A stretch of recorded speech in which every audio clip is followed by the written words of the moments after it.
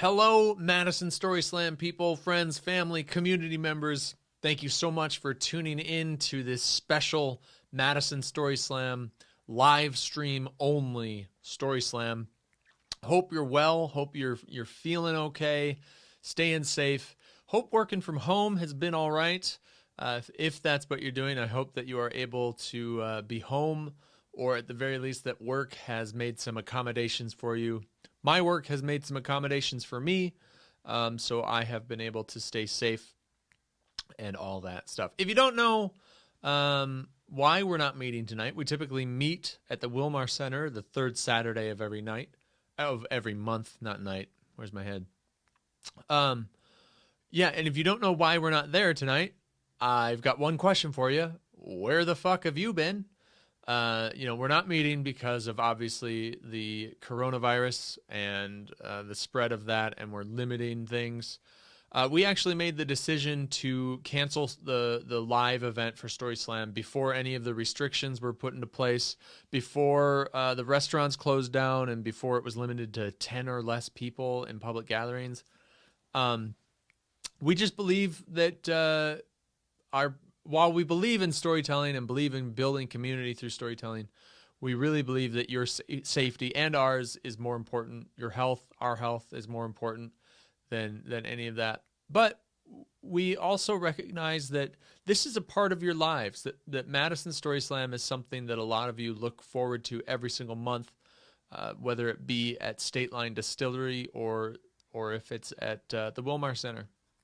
So we wanted to put something together to be able to be with you guys tonight and show you a good time and all that good stuff. So I think we've put together something pretty cool, and we're gonna do that. So I'll be here with you live and interacting with you a little bit on my computer and commenting a little bit. I kind of have a script to stay with, sort of, so I may not be looking at your comments and responding to them on camera, but I will be with you in the comments as videos are going and commenting and things like that. So these are pre-recorded stories. Some of them are pre-recorded in the sense that they're from our old Story Slams. So you'll see some that are in front of a live audience, and you may have heard them before. You may have been at those live events and heard these stories before. And then some of them are stories that I've reached out to people and said, hey, we're doing this thing. Could you tell a story based on the theme Wicked Sick? And so we have that happening. We have a handful of stories that are fresh and brand new, and then from there it's going to be they're scattered in there, so it's not like all the new ones. Then we've scattered them in there. So I chose some really great stories that I love from people that I love, and it's going to be good. I promise you that, and all that stuff. How are you guys? Like, just tell me how you're doing. Like, start sending me comments here on the live stream. Are you well? Are you feeling sick? Is there anything that we can do for you? We're a big community. We love each other. We're in this together. And so if you need something, don't hesitate to reach out. Chances are there's somebody in this community that can help you in some way with a need that you might have. If you don't know, we have started a Discord server.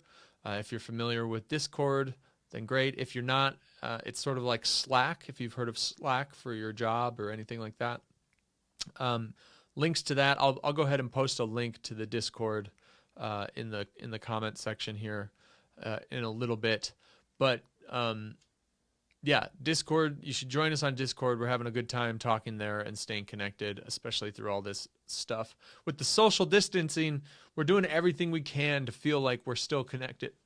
So, man, my throat is going away. Trying to stay connected, that's an important thing in this time. So yeah, let's have some fun tonight. A couple of things. Want to thank Ale Asylum for always being the sponsor of Madison Story Slam, and I want to thank State Line Distillery and the Wilmar Center for partnering with us and making it so that we have places that we can be for our live events. go support those places. I know that Ale Asylum and State Line Distillery are closed down right now, but I know you can do pickup for food at Ale Asylum, I believe. Don't quote me on that. Maybe call ahead. But I think you could still go buy gift cards for State Line Distillery or buy gift cards at Ale Asylum.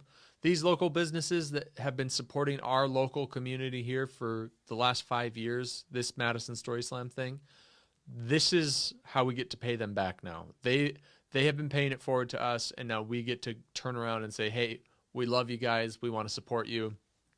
So go buy some gift cards to be able to support them. That's really, really important during this time. And just across the board, if you're ordering food, if you're getting delivery, if you're picking up food, please tip well.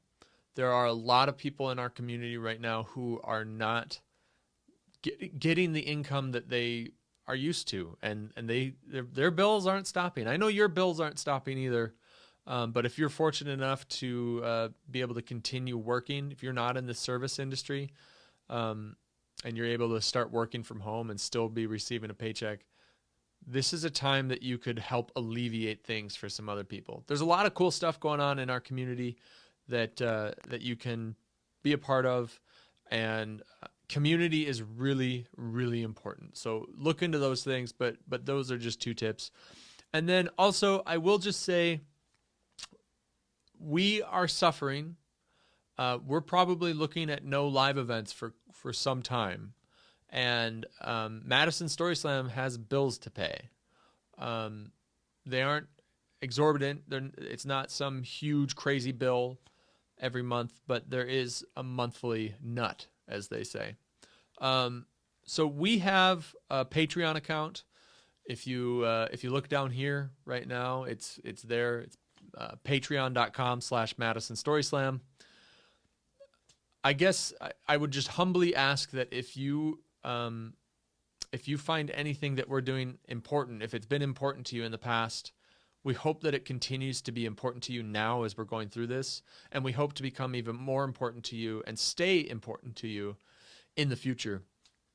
And one way that you could help us is by supporting us, by going to that Patreon page and pledging support for the next couple of months. As little as $1 a month helps. There are different tiers that you can do with different rewards, but that would help a ton. So please, I beg of you. I'm not begging, but just so you know, it's there. Hey, what do you say we get to some stories? That's why we're here. We want to hear some stories. So let's get to it. Speaking of the importance of community and the Madison Story Slam community and what it's meant for certain people, our February Story Slam, we celebrated 5 years of doing Madison Story Slam, which is just incredible. We had a great time. And one of the stories that was told at that 5-year show really stood out to me. And it talks about the importance of community and the fun that we have at Madison Story Slam. And there was a line in it that I really loved that was about community. And it's from one of my favorite storytellers. His name is David Heinen. So here is David Heinen. So the second time I told a story at Madison Story Slam was here at the Wilmar Center. The month before, I had attended Story Slam here at the Wilmar Center. For those who don't know, that's where you are right now. It's the Wilmar Center. We darn near couldn't find a seat. It was my best friend and I. We were here.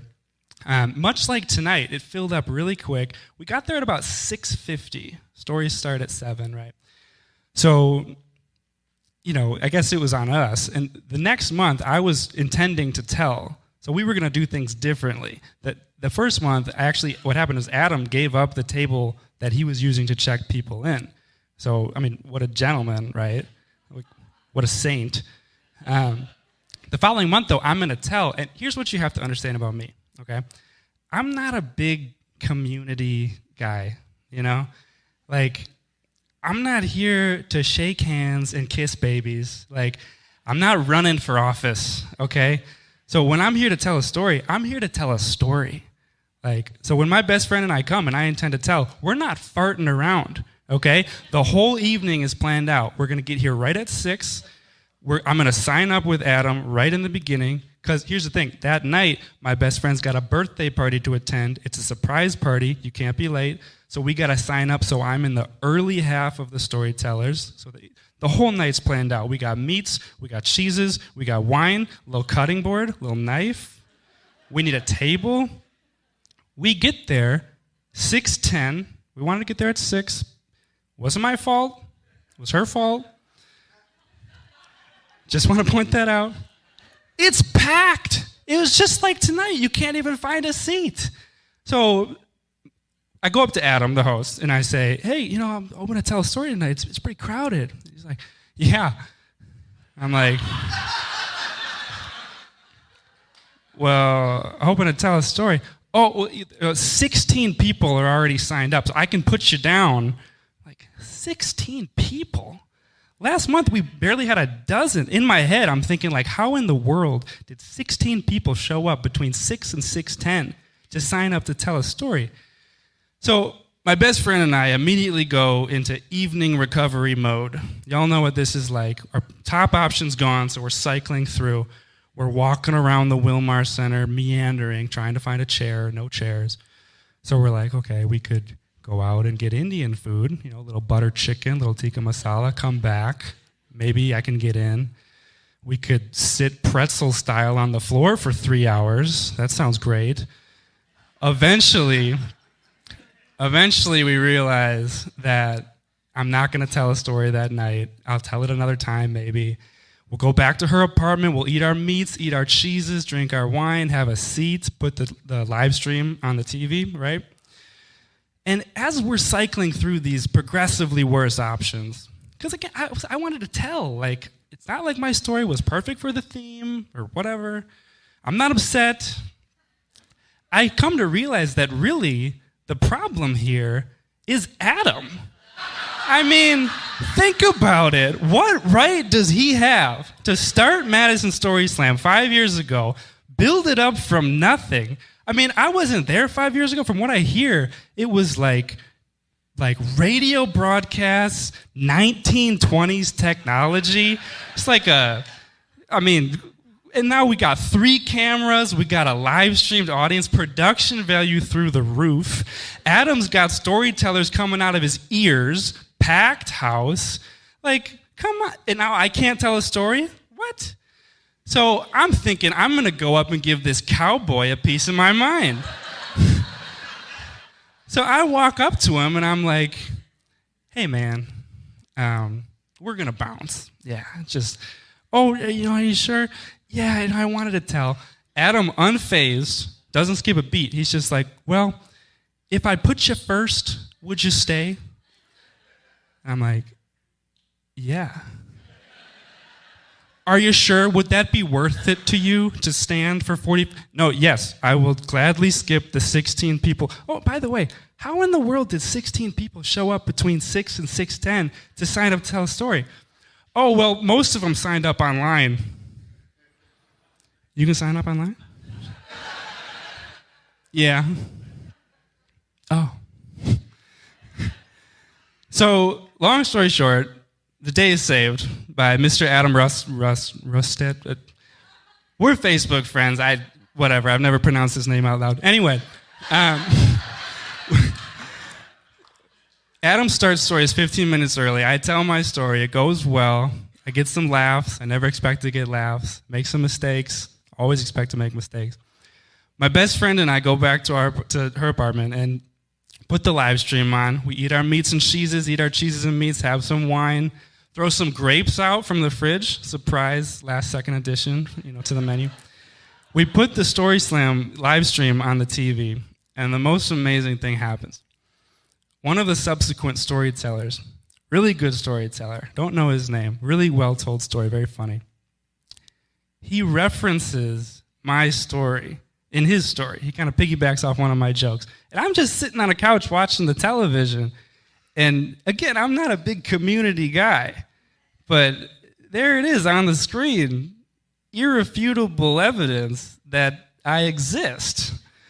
And I was like, is this what it means to be a part of a community?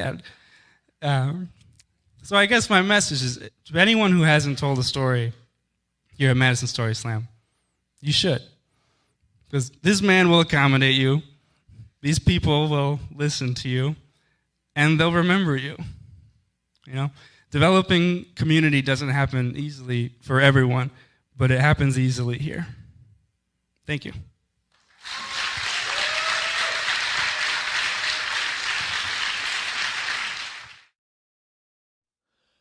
I love that story. I love the way that David tells stories. It's really great.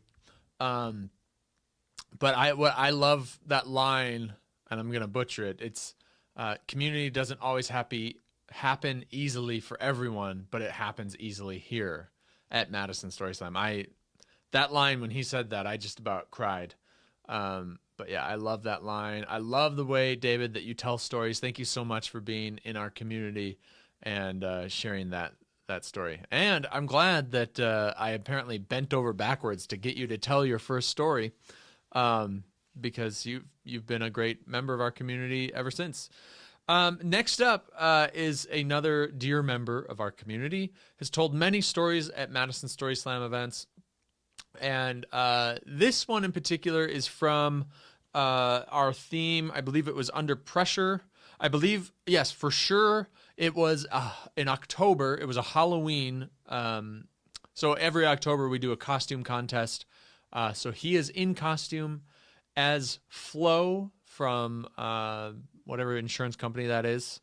And he's telling a great story just about the resiliency of Madison. And another really difficult time that we as Madison faced at one point. It's a great story, and he talks about, again, the importance of community and all that good stuff. Again, one of my favorite storytellers, and he begins just about every single story with a song, which I love. So here is Charles Payne.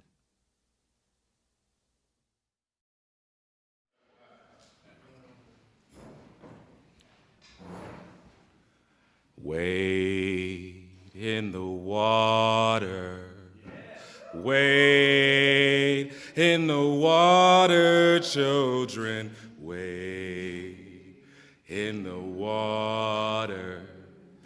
God's gonna trouble the water. Imagine you just moved to Madison. You're nearly naked and fast asleep when you hear your elderly mother-in-law scream, "Your car is floating down the street!" And then within minutes, you notice a grown-ass man holding an infant above 4 feet of water, screaming, "Get out the house before the water takes it!" That you look downstairs and you see water pouring out of your windows. You freeze under the pressure. You want someone to come and save you, but you don't know how. You're frozen, but you feel your pockets vibrate because your partner is live tweeting everything that's happening. Beep. What do you do when your car's floating down the street? Beep. What do you do when there's water coming through your front door? I phoned a friend, my college roommate, who I affectionately call Grandpa, because he always knows what to do. He asked me, "Is your electric off?" "Yes." "Gas?" "We don't have a gas stove." "Great." "Do you have a concrete foundation?" "Yes, it's concrete." "Then the house should hold." "Can you get to the roof?"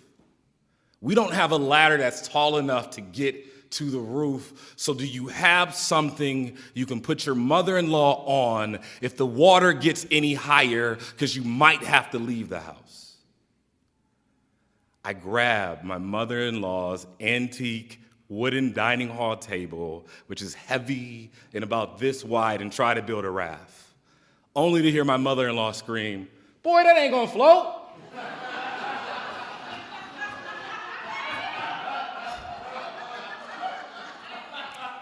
My entire family stops and laughs at me hilariously. Because in that moment, I realized that not all wood can float. So I toss out that idea, and I start to stare at my mother-in-law's favorite piece of furniture.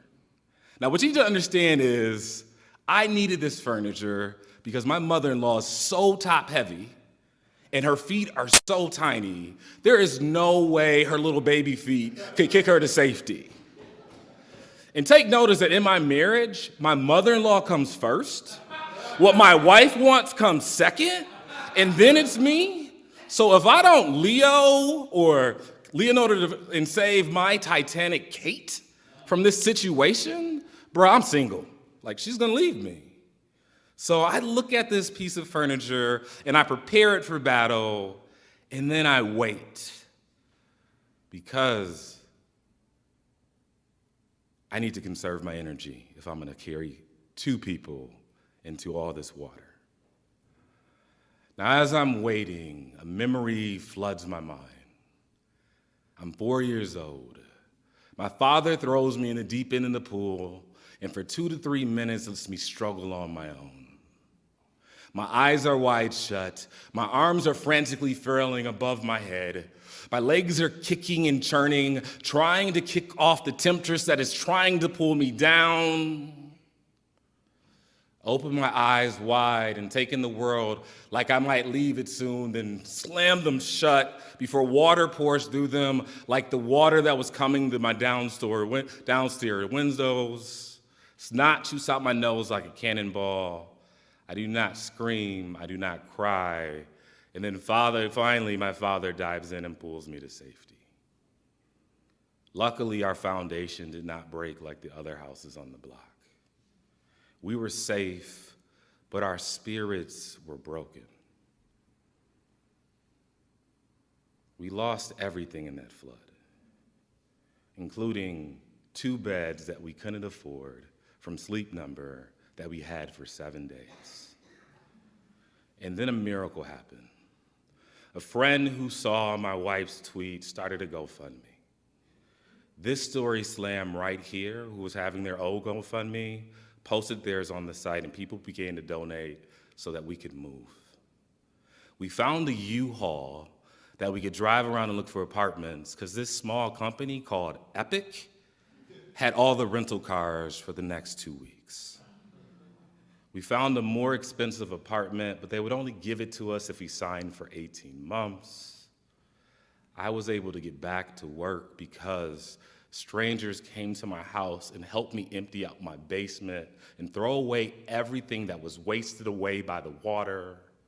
And then over the weekend, the sociology department came over, packed us up, and helped us move to a new house. I know now why community is so important. Without this community right here, right now, this flood would have left me drowning. So wade in the water, wade in the water, children, wade in the water. God's gonna trouble the water.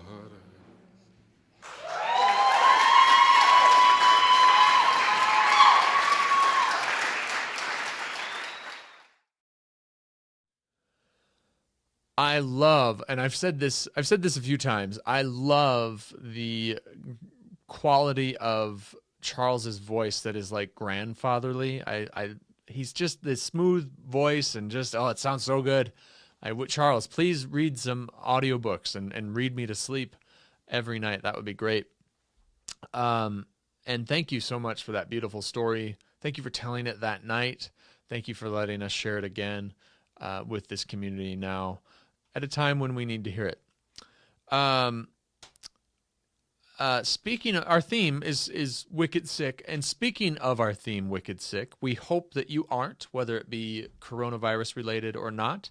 Hope that you are still staying well and staying distanced, socially distant, like those of us. You'll notice I'm in here alone. Ashley's not with me.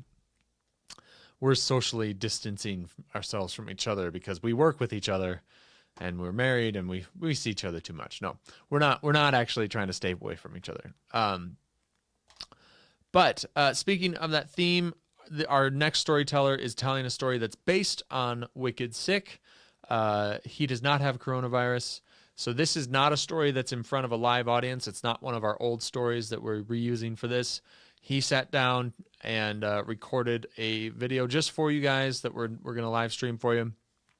And it's a story about an illness that he has battled for many years and has so far been triumphant over it and has been conquering it, which is so awesome, and we're so glad for that. And this story kind of explores some treatment options that he looked into in the early days. And I'm not going to say his full name because I don't think that he wants his full name tied to a felony. But you know, we'll see how it goes. I don't know. It might not matter, but we'll see. Anyway, without further ado, here is Brad. So the name of my story is Curing My Cancer. And so story is a serious subject, but this is not that serious of a story. It has some folly in it, and that's really what the story is about. So in 2016, I was diagnosed with stage 3 prostate cancer. And so first thing I did is some research on, well, how could this be treated? And was there anything besides the standard treatments that could be done? And so I found another number of articles on curing cancer with cannabis extract, so a liquid, powerful cannabis potion. So I looked into that, and I found a dispensary in Colorado where I could get that. Now you got to remember this is 2016, and since then a lot of other sources have popped up. States have legalized that, but at that time wasn't really much other than Colorado, California, and such. So anyways, I decided this is what I'm going to do. I'm going to give it a shot. I'm going to see if this can make a difference. I had an RV, so I planned a trip to go out to Colorado to get it. I called the dispensary. They said, yep, we got it. Come on out. Well, it's a 14-hour drive, and the drive out there was not that smooth. We had like 35-mile-an-hour winds. I could barely keep the RV on the road, everything like that, but made it. Now, before I left, too, one of the things I thought about with this is, well, it's not going to be legal where I'm traveling. It's not even legal in Wisconsin, so what if I get pulled over? So I came up with a brilliant idea of creating this Kleenex box that was like a decoy and had a false bottom and all this stuff to put the stuff in there. So that was my plan with it. Well, I got to the dispensary and went in and I said, hey, this is why I'm here. I called you about it. This is, looking at this extract to hopefully cure cancer. And they said, oh, yeah, we sold out of that. We don't have any. It's like, what? They said, yeah, we're going to make some more. We're not sure, 2-3 days. They really didn't know. Well, I'm, of course, kind of freaking out because I'm under a little stress to start with. I drove out to Colorado and took time off and all this kind of stuff. And I'm kind of losing it a little. And somebody says, well, we can sell you the same thing in a flavor, And I'm like, well, what do I care if it's flavor or not? So I said, okay. So I told them, this is looking at treating it for about a month and a half before I start normal treatment and everything. And, well, they come out with 4 grocery bags of stuff. A lot of it was packaging, but the idea of this fitting into a Kleenex box, that ain't going to work. It was way too much volume.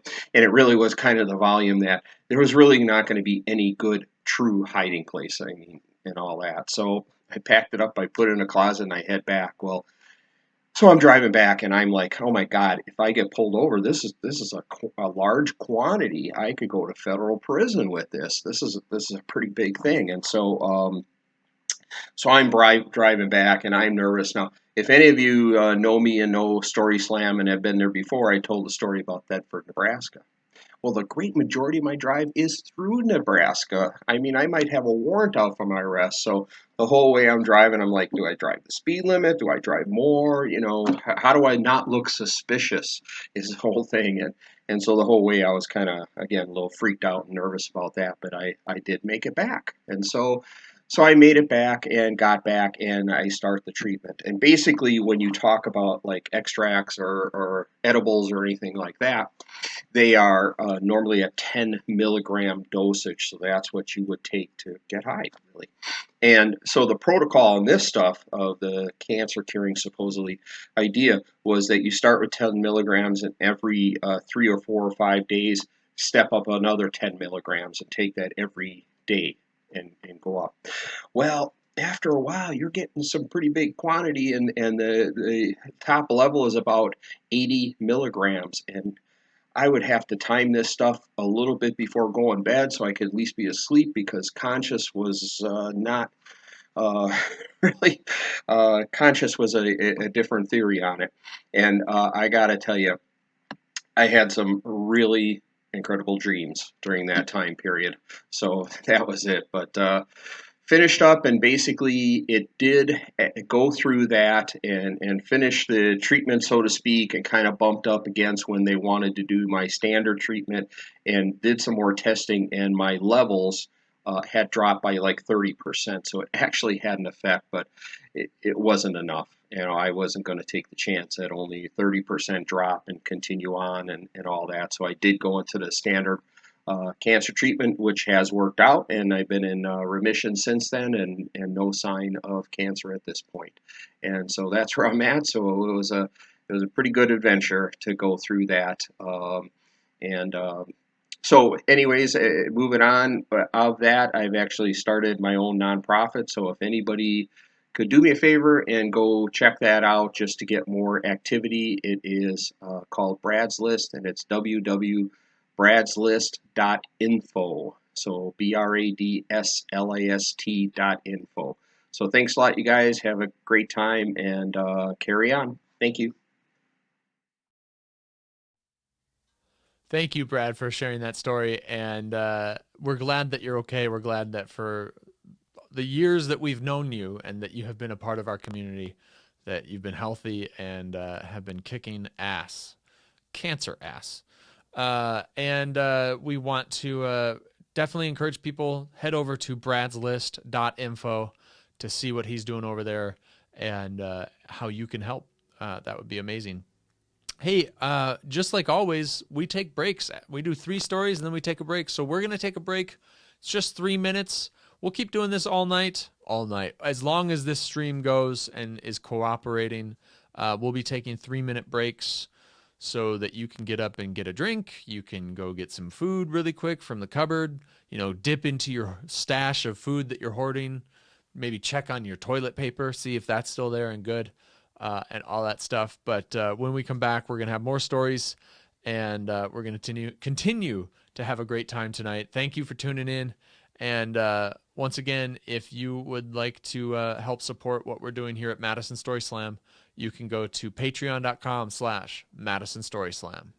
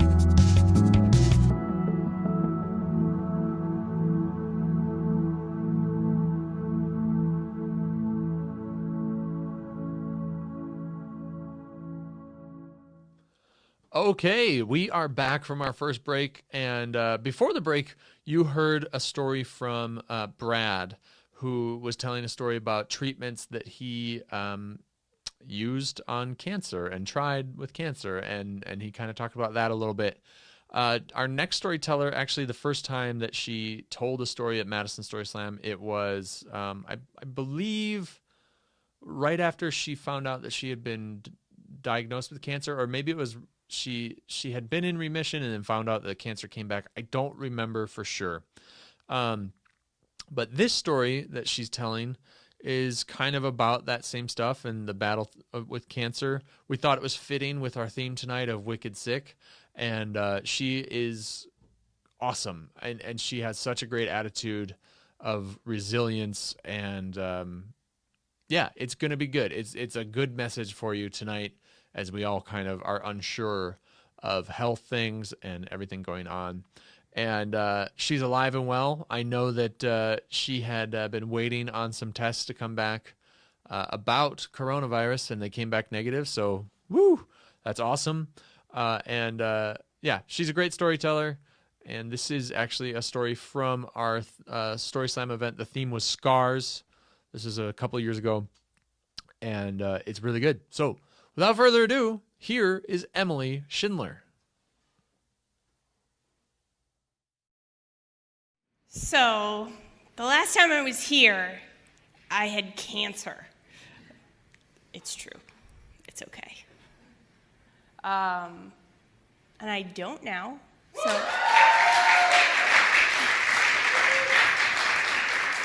that's good. I kind of thought, like, this is my second Story Slam participation time, and the first one, I just, like, wandered up here and was like, I have cancer in a very, like, Tig Notaro way, I guess. And then, I was like, okay, so today I'm going to come back and, tell you guys something that's a little more planned out and maybe a little bit more coherent now that I'm through the worst of it. And I thought, well, but it is going to depress people. Like, it's pretty heavy. Maybe I shouldn't do that. And then, as it turns out, I'm pitching right down the middle of the plate for tonight. So, like, it's all going to be okay. So, the story I want to tell is about a scar in my DNA. I have a BRCA mutation. That means that my body doesn't repair cancer cells at all. And so when I was diagnosed with cancer, it was a crisis, but not a surprise. My grandma died of cancer before I was born, and then my aunt died of cancer in 2003, and my mother is only alive because she took preventative steps not to die from cancer in the 90s, before anybody knew that this was really genetic in the first place. And I'm also a mom. So it turns out that when you get cancer as a mother, and being a sick mother, not a sick motherfucker, sorry, okay. Sorry, that was in my head, I just had to let it out, okay. But when you are a sick mother, you realize that your body is not just yours. It also belongs to your children, and also the scar that I was born with might be one that they also have. So I had a bilateral mastectomy in 2015 after I was diagnosed with cancer and some routine screening that I was doing because of my genetic status. And the question that is running through your mind, let me just answer that to you, yes, they are. That was supposed to be funny, yeah. I have fake boobs, that was the joke. Okay, sorry. Anyways.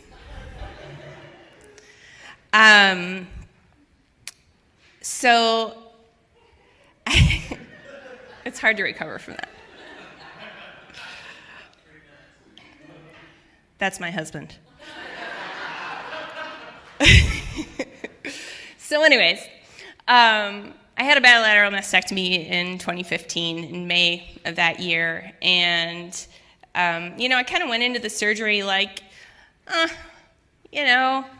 had this BRCA thing. I've already kind of mourned that this was going to happen. In fact, I had another surgery scheduled when I was diagnosed with cancer, so I was sort of like, this is really just a bump in the road, and I'll, triumph and look really good afterwards. So it's cool.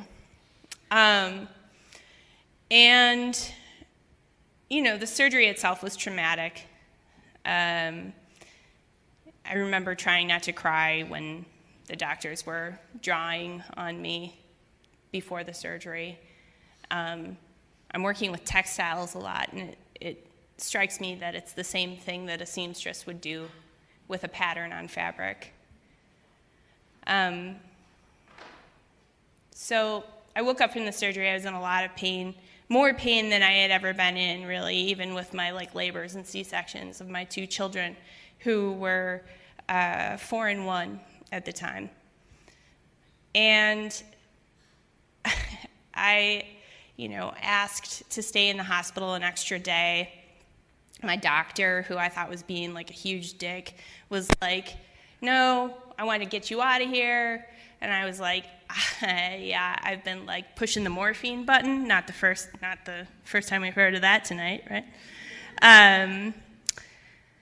For the last 12 hours, I don't think I can get up the stairs to my apartment, and I cannot begin to think about how to let my children see me in this pain. And she, eventually let me stay. But now I know that she was trying to get me out of the hospital because that's where post-op infections live. So, as it turned out, this whole cancer thing was not like a bump in the road. They found more while I was during my mastectomy, and it meant that I had to have chemotherapy. So in my first round of chemo, I also had a post-op infection, which meant that I didn't have any way to fight that at all. So I got really sick. I was in the hospital for 2 weeks before they decided that they were going to take the tissue expander out of my chest that was causing the infection. And I would undergo many more reconstructive surgeries to gain this physique that you see here. By the way, my dad would be so proud of me right now that I'm standing up on a stage talking about my boobs. Let's move on.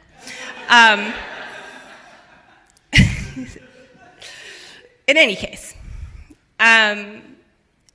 and I had to have another surgery later in that year. I had a hysterectomy to remove my ovaries and uterus because that's the best way to prevent yourself from getting breast cancer again. And so after having all of that, I was sort of, I was mangled, essentially, in the course of 6 months. And I had to find a way to show my children that my body was still the body of their mother. And it was so hard. All I wanted to do was find a sweatshirt and put it on and not come out of it ever. Just the biggest, grossest, coyote sweatshirt. But I have a daughter, and I also have a son. And I needed them to see that the definition of my womanhood and who I am was not fully contained in the body parts that define me as female. Because I want them to view other people like that. So it totally sucked. I had to pull it together and for myself. This is what we do as parents. It's great. I was still hiding in the locker room at the natatorium, which, by the way, if you have a mastectomy and you are not reconstructed and you have a hysterectomy, do not go and work out in a locker room full of 19-year-old girls. It's terrible in there. It was awful. I was like changing in a towel, trying to be like, I am a strong woman, I run the world, like Beyonce says. So, in any case, when I think about my scars, which are all over my body at this point, I've had 7 surgeries, I've moved body parts around a lot. You know, I think about them as anchors for my femininity rather than markers, just markers of what I've lost. And I think that that's kind of the moral, right? Like everybody, there's a reason why there's 17 people who want to tell a story tonight, right? It's because the scars really end up being this place where it's both the complexity of our humanity is there. We survive, and we lost things, and we just keep going, which is the happiest ending that I get to offer you. Thank you.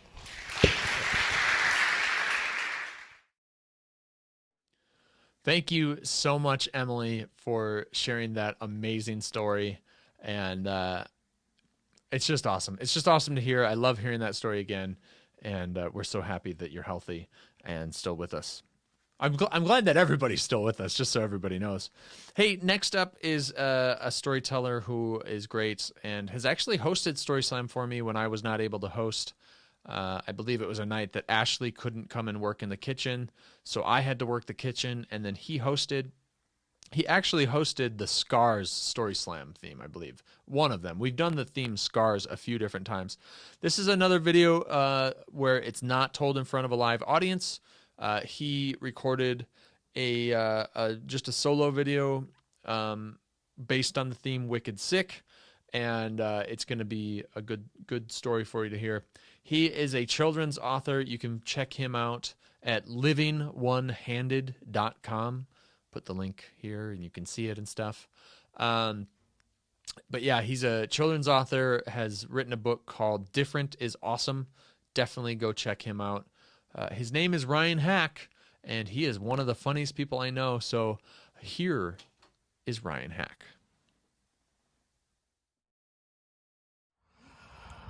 Hey friends, it's Ryan. I wanted to tell you about a time that I got wicked sick. And it was not great. One of the things that I get to do is I get to travel around the country, and I go to elementary schools and I do school assemblies for the book I wrote called Different is Awesome. And I talk to kids about how being different is awesome and embracing the things that make you unique and embracing those things and celebrating those things in others. And so this was about 2 years ago. I was doing a little tour on the East Coast, so like Massachusetts, Connecticut, that area. And it was a long week. It was 5 days. It was 7 schools in 5 days. I did 14 assemblies, sometimes 2 in the morning, 2 in the afternoon, thousands of kids. And it was awesome. It was amazing. But by the end of the week, I was done, right? I was exhausted and I was sick. I could tell I was getting sick and I had to fly back. And if you've ever flown while you were sick, not great. It is not great. It really feels like your head is going to explode. And so I was prepared for that. I knew that was coming. And I was just like, all right, let's just get through this. I just want to get home. And so it was my second flight, second leg, coming back to Madison. And so I'd already been through one flight and my head already felt terrible. And I was going to go on. So I went, and I know sometimes if you do a lot of flying, sometimes on the smaller ones, they don't let you bring your bag on. They have you check it and then you get it on the jet bridge when you get off. I don't like doing that because I just like to have it with me. And at this point, like I said, I just wanted to get off the plane and go home as fast as possible. And so I asked the lady at the counter, can I bring my bag on? She said, yep, no problem. Great. Because otherwise I just check it, no problem. So I was told, good to go. So I get down, to getting onto the plane, and there's a gentleman there, and I use that term loosely, and I will not imitate him, but what happened was the person ahead of me had their carry-on bag and went on, seemed just fine, and then I started to get on, and he said, "Gotta check your bag." And I was like, ugh. And so I just said, well, I mean, the lady at the counter said that I could bring it on, that it wouldn't be a problem. The person right ahead of me had theirs, so I don't know what the issue is. He then looks past me, looks at one of the workers, and just says, "This guy wants to argue with me. Can you help me with his bag?" And I just looked at him, and I was like, I was off. I just said, really? Really? Like, that's where we're going to go this quickly? And he was like, mm-hmm. And I was like, I was only telling you what I was told. It's frustrating. If I have to check my bag, I'll check my bag, whatever. But there's a different way to do this. And he goes, "Oh, is there?" And I was like, bro. I was like, please. And then I just said, and I don't usually do this, but I was like, dude, I'm tired. I'm sick. I've been away from home for a week. I have one hand. And he goes, because I know he wasn't really listening, he goes, "Oh, yeah, really? Me too." And I'm sure he heard the away from home and the tired and the sick, and didn't hear the hand part, but he sure enough did say "me too" right after I said I had one hand, and I just looked at him and went, "No, you don't. You have to." And I said, all you had to do was say, "I understand you're frustrated. It'd be great if you could check your bag, please." And so he very sarcastically goes, "Oh, I'm very sorry for your inconvenience. It would be great if you could check your bag, please." And I was like, I mean, I don't know how I didn't punch him in the face. I really don't know how. I don't. But I did. I left my bag and I said, "Please don't do anything in my bag." And I went back on. And what was great is that I was literally in the last seat in the very back of the plane.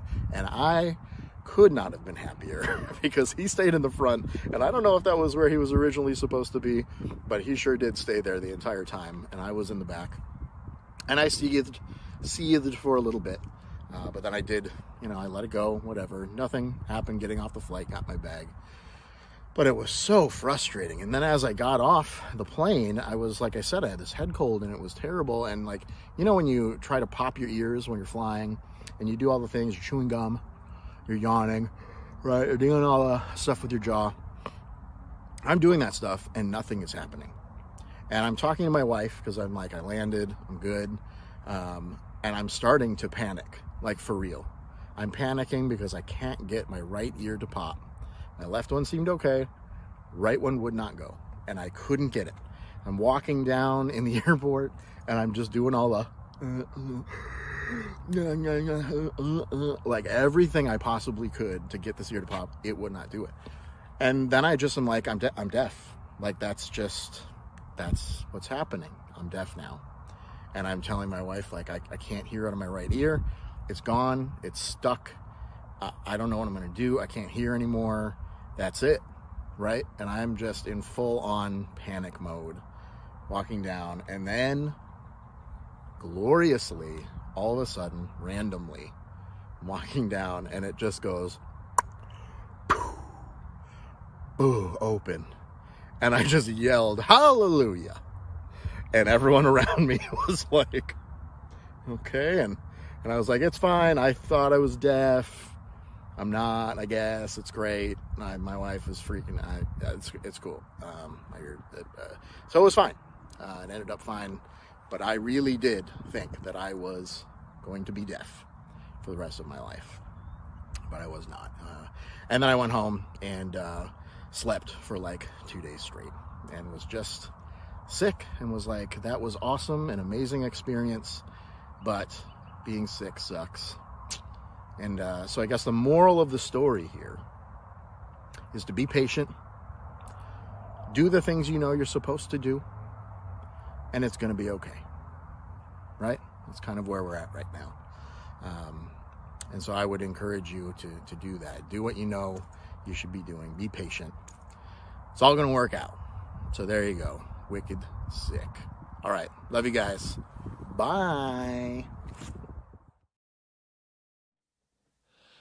You know, I think we can all agree that traveling really sucks.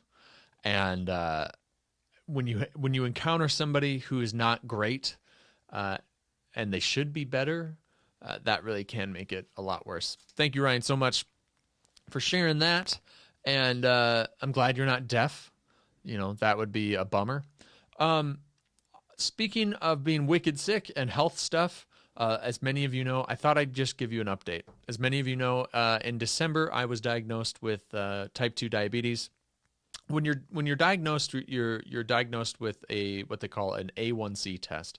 An A1C is the 3-month average of your blood glucose levels, because your blood cells live for 3 months at a time. They want to see what your average is after those 3 months to see how your body actually handles sugars. Very early on, there was concern that I had kidney disease or all this stuff. And very early on, after my diagnosis, my doctor and I made a decision to not go on any meds and not go on insulin, and just see what diet and exercise alone could do. I wonder if I have a way to show. I might.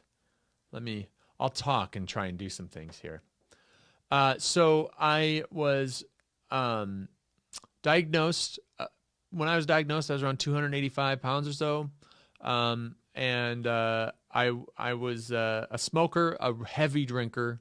I drank a lot of beer every single night, and I ate like garbage. And here we go.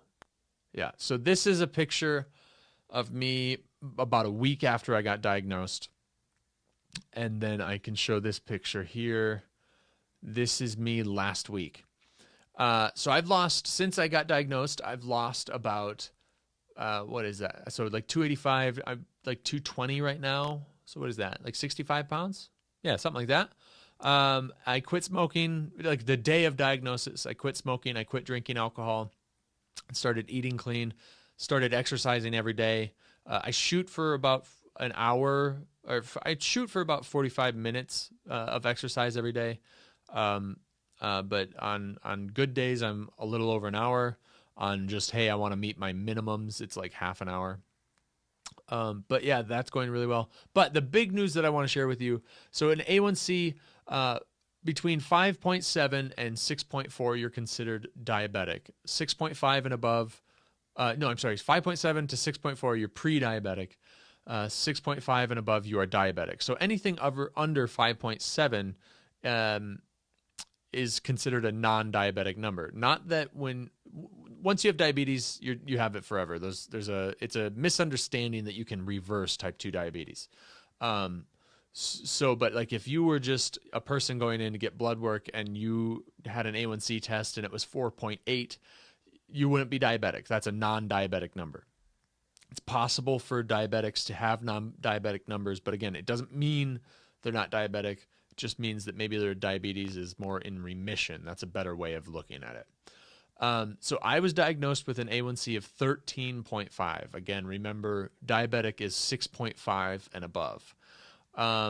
And we made a decision early on to not do meds, not do insulin, and to just see what I could do with diet and exercise alone.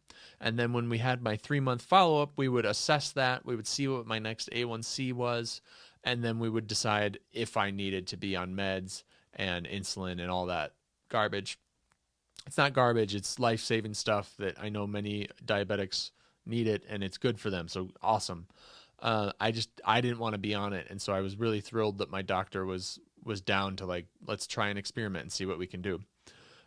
So I was diagnosed December 16th, 2019. So March 16th, which was exactly 3 months later, I went into the lab and got some blood drawn. And I found out that I have no kidney damage whatsoever. We were worried about that with kidney disease. And then my cholesterol is 30 points lower than what's considered good. So my total cholesterol is 170. And then my A1C in 3 months went from 13.5, no medicine, no insulin, went from 13.5 to 5.1. 5.7 is where pre-diabetes starts. 6.5 is where diabetes is full on going. I have 5.1 in 3 months through diet and exercise alone, which is huge. It is huge. And I was parked in my car when I got the call from the lab with my results, and I burst into tears, and it was amazing. It was absolutely amazing. Life is so good, even through all of this that's going on. Life is good, and I don't want you to forget it. Hey, our next storyteller is one of my favorite people, and a great storyteller who has told a number of stories now at Madison Story Slam. He's doing stand-up comedy and things like that. This was, I think, his first story he ever told at Madison Story Slam. It was a night, the theme was courage. It was also a night that we did something called a night of story and song, because the first half was a regular Story Slam, and then the second half, my dear friend Nicholas Blazina came and played some music for us from his solo album that's coming out. And it was just a ton of fun. So the stage looks a little different, but it's really good. This is a story of courage, which we all need courage right now.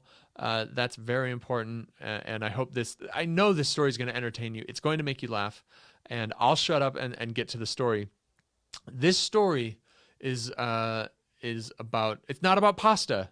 It's about courage. And it's by my dear friend, Dave Emanuel. I do not have great stories of courage. We've heard some really tremendous stories tonight. I have little stories of courage, small things that have happened, and I'm also blessed with a ridiculous memory for old stories. So my first story of bravery, there's two of them, happens when I'm 2 years old. And I remember every bit of this. We lived on an apartment building that was shaped like a U. It was a big street here, grass here, buildings along the sides. And we lived right over here on this side. I don't know how we remember that. We stayed until I was 4, but I remember we had a ground floor apartment. Now, on the other side of this green strip is a busy street, really busy.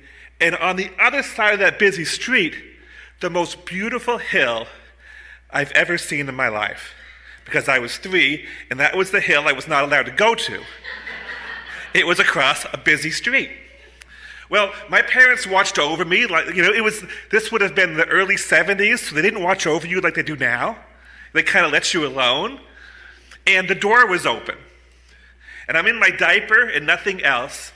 And I swear to you, I'm toe-headed, the whitest thing anybody has ever seen, and I can see the green grass, and I can see the street, and I can see the hill, and I think, now.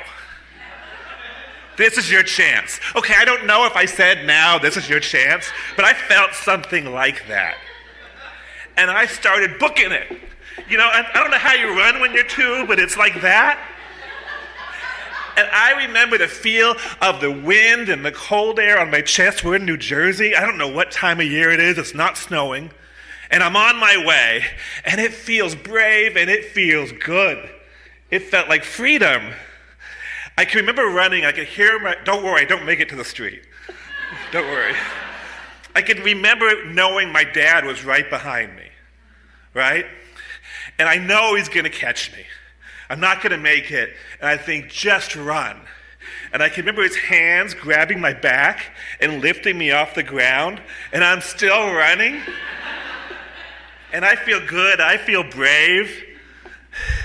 And that was just a great feeling. Now, I cannot remember another brave act for 9 more years. So I wasn't a daredevil. I was a clumsy kid. But let's go forward. We've moved from New Jersey to California. And it's the 6th grade. And there is a guy in the 6th grade. His name is J.R. Stromboli. Okay, it's not really Stromboli. It's kind of sounded like that, but I'm still scared of this guy, so I don't want to say his real name.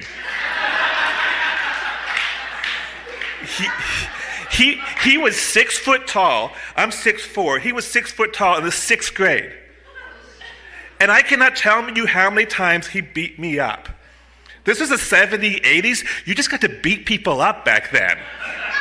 Right? It's like, do you remember this time? You just got beat up. and you went home and you said, I got beat up, and your mom cleaned you up, and she didn't call the teachers or anything, you just got beat up. And he wasn't the meanest kid. He didn't beat you up like you got hurt, but he gave you the noogies, and he put your head in the dirt, and he made you tell how great he was before he let you back up. And he did a lot. And I really didn't like J.R. Stromboli. And he didn't just do it to me, he did it to a lot of kids. And one day my friend Mike Karcher, and was there, and JR had him on the blacktop in a headlock, and was probably noogieing and twisting it. And I don't know if any of you know this, but headlocks, the big thing you're trying to do is get under the chin so you can choke the kid. And I could see him working his elbow down there to get in there. And I think, now, this is it. I call back that brave kid at 2 years old, and I muster up his spirit, because his spirit hasn't come back since then, in 9 years. And I stand up, and I yell, now! I don't know exactly what I said, but it was something like, rise! All of you! Mikey Karcher is in trouble. And this has happened to all of us. And we will not take it anymore. I swear I said something like that.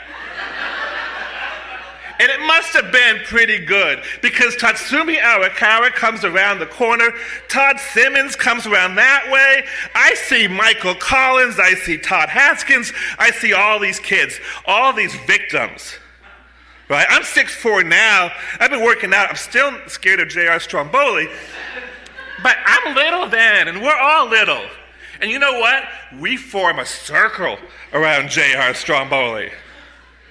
And I don't know exactly what J.R. said as we gathered around him and kind of did this and looked at each other, but it was something like, come on!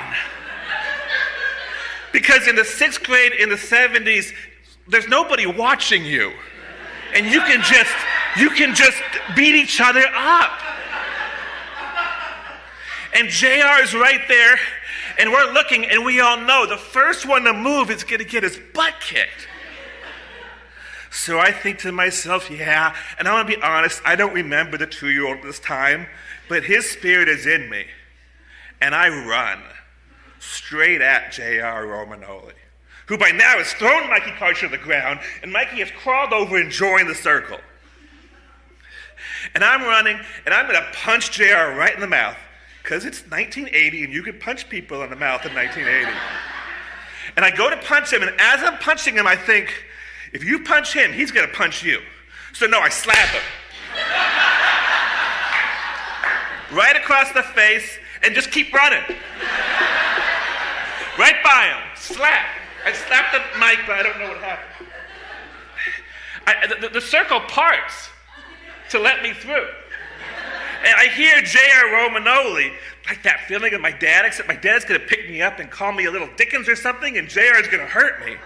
And I'm running, and I see the fence. And if you can get to the fence and you can get out of the fence, you've broken the biggest rule in school, way more important than punching people. And if I can get outside, JR is going to have to go out to get me, and maybe he won't do that. So I get there, and the fences are chained in to keep us inside because they're not watching us, so if they chain the fence, that's pretty good.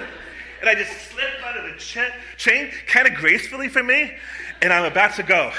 And JR is too big, and he can't get under the chain link, right? He can't force it.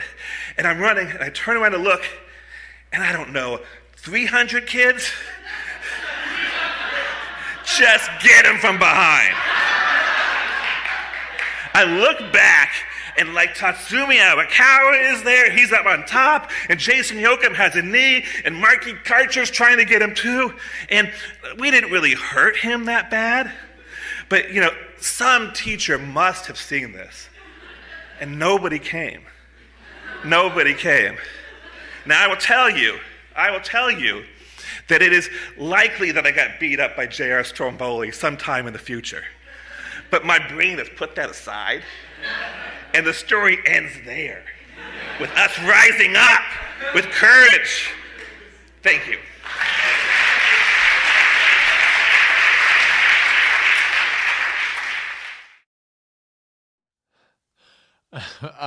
Hey, thanks so much, Dave, telling that courageous story about J.R. Stromboli and all that that entailed, the standing up to him and everything. That's an amazing story. I love it. Hey, it's time for our next break, so we're gonna take that real quick. I'm gonna run and get some more water because I'm out, and I hope that you've got something that you can have to drink, something you can munch on while you're enjoying these stories and all that good stuff. But we will be back in about 3 minutes and back with more stories. So we'll see you in a bit.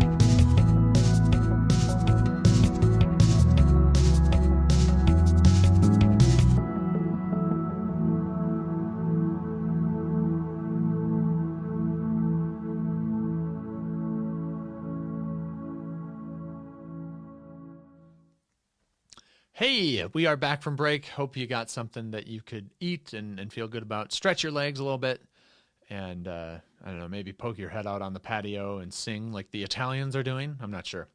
Whatever you did, I hope that it was beneficial to you in this moment and all that stuff. Hey, our next storyteller, we're just going to get right to it. Our next storyteller is somebody who told another story at SCARS, one of our SCARS events. And she talks about an illness that she had and that it kind of came on suddenly, and a unique way that this severe illness revealed a mother's love. And this was a pretty powerful story. I believe this story won that night. I'm not positive. Don't quote me on that. But it is a really great story. So here is my friend Julia Valou telling a great story. So scared. When I was young, my favorite movie was Dumbo. I don't know, something about an elephant that can fly was really cute to me. But there's a scene in Dumbo where he's reaching up with his trunk to feel for his mom who's in jail, and she reaches her trunk down through the jail cell bars, and they reach their trunks and they're touching, and she consoles him and cradles him. And it's actually a very touching part of the movie. Even Dumbo's friend, the little mouse, starts to cry. That part of the movie is emotional to me because I always wanted that from my mom. My mom was not very emotionally supportive to me. Anytime I would cry or try to express how I was feeling, she would always say, "Stop being so emotional." And it was very hard growing up with that. There were a lot of arguments and butting heads, and all the way up through my teenage years. Come to my freshman year of high school, I'm getting ready for my homecoming dance. It's the weekend before homecoming dance, and I have my dress picked out from Bellevue Square Mall, which is a very upscale mall where I live back home in Seattle. People go there dressed very nicely. You don't go there dressed in scrubs. And my friends and I decided to get our nails done, and my mom had a fit when I came home with acrylic nails. It was something that she thought was a waste of money, but I felt good.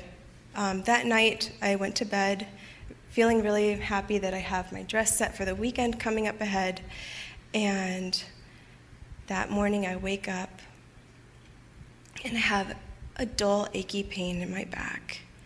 And I decide, okay, well, maybe just cramps or something. I go to school. Within the first hour of school, I couldn't get up out of my chair. And my teacher asked me, "Julia, do you need a wheelchair?" There was no way I was going to be in a wheelchair down the hallway of my high school. No way. I would rather limp down there to the nurse's office. I couldn't even do that.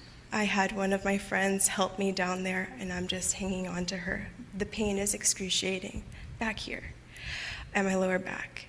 And we get down to the nurse's office, and she examines me and says, "Well, sounds like you're constipated. Why don't you just sit on the toilet and try to squeeze it out?" Okay. So she's a nurse. She tells me that this has happened to her before. I sit on the toilet and try to push something out. And the pain is excruciating. I am screaming my lungs out. And she calls my mom, who I have issues with. And my mom comes to pick me up and tells me she's going to take me home. And I'm telling her, "No, I need to go to the hospital. I'm in a lot of pain." I make my way up the stairs somehow into my bed, and I'm just screaming. I'm in so much pain. And my mom decides to wait for my dad to come home, who works 2 hours away. So I have to wait an extra 2 hours for him to come home before they decide that they're going to take me to the emergency room. We get to the emergency room, and they fill me up with morphine. I am still in pain. I am still screaming, and they do the ultrasound. They can't see anything. They think it's something up here. The pain's here on my back. I don't know what they're thinking. But they decide that they're going to cut me open because they can't see anything. That morning, so it's been the next morning, I wake up to the nurse above me, and she tells me that they found an ovarian cyst the size of a cantaloupe that had wrapped around my fallopian tube and cut off the oxygen to my ovary. But not only that, there was another cyst on my other ovary that was the size of an orange. I look down and I pull my gown open, and I have staples holding my abdomen together.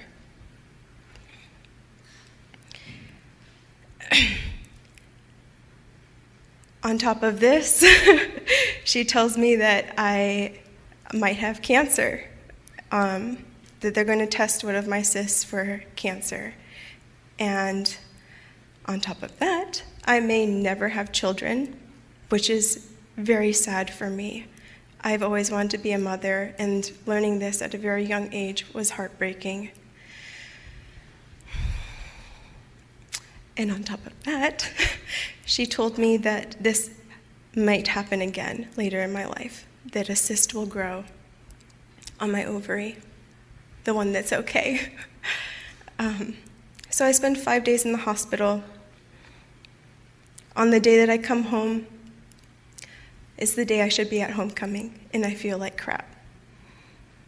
I feel like I'm Frankenstein. I feel so ugly, and I feel like my life has ended already. I've always wanted to have children. This was very heartbreaking for me, and my mom is not very comforting at all. As we're driving home from the hospital, she puts the blinker on way before our exit at home, and she tells me we're going to Bell Square, where I got my homecoming dress, to cut my hair because my hair is matted. And I'm crying. Please don't take me there. Please don't, Mom. I just do not want to go to that mall. Everybody's going to look at me. Julia, your hair is a mess. You need to have it cut. We cut my hair, and it's much shorter than I ever wanted it to be because they can't get the knots out. And when we get home, my mom walks over to me with the nail clippers because she needs to cut off my acrylic nails because of the bacteria that can grow underneath the nails. I feel like shit, and I hate my mom. I feel like she is trying to hurt me so much. And,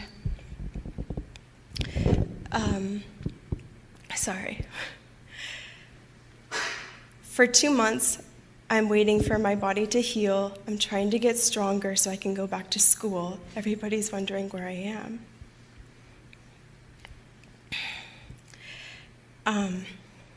Many nights I slept by myself in the bed that is downstairs.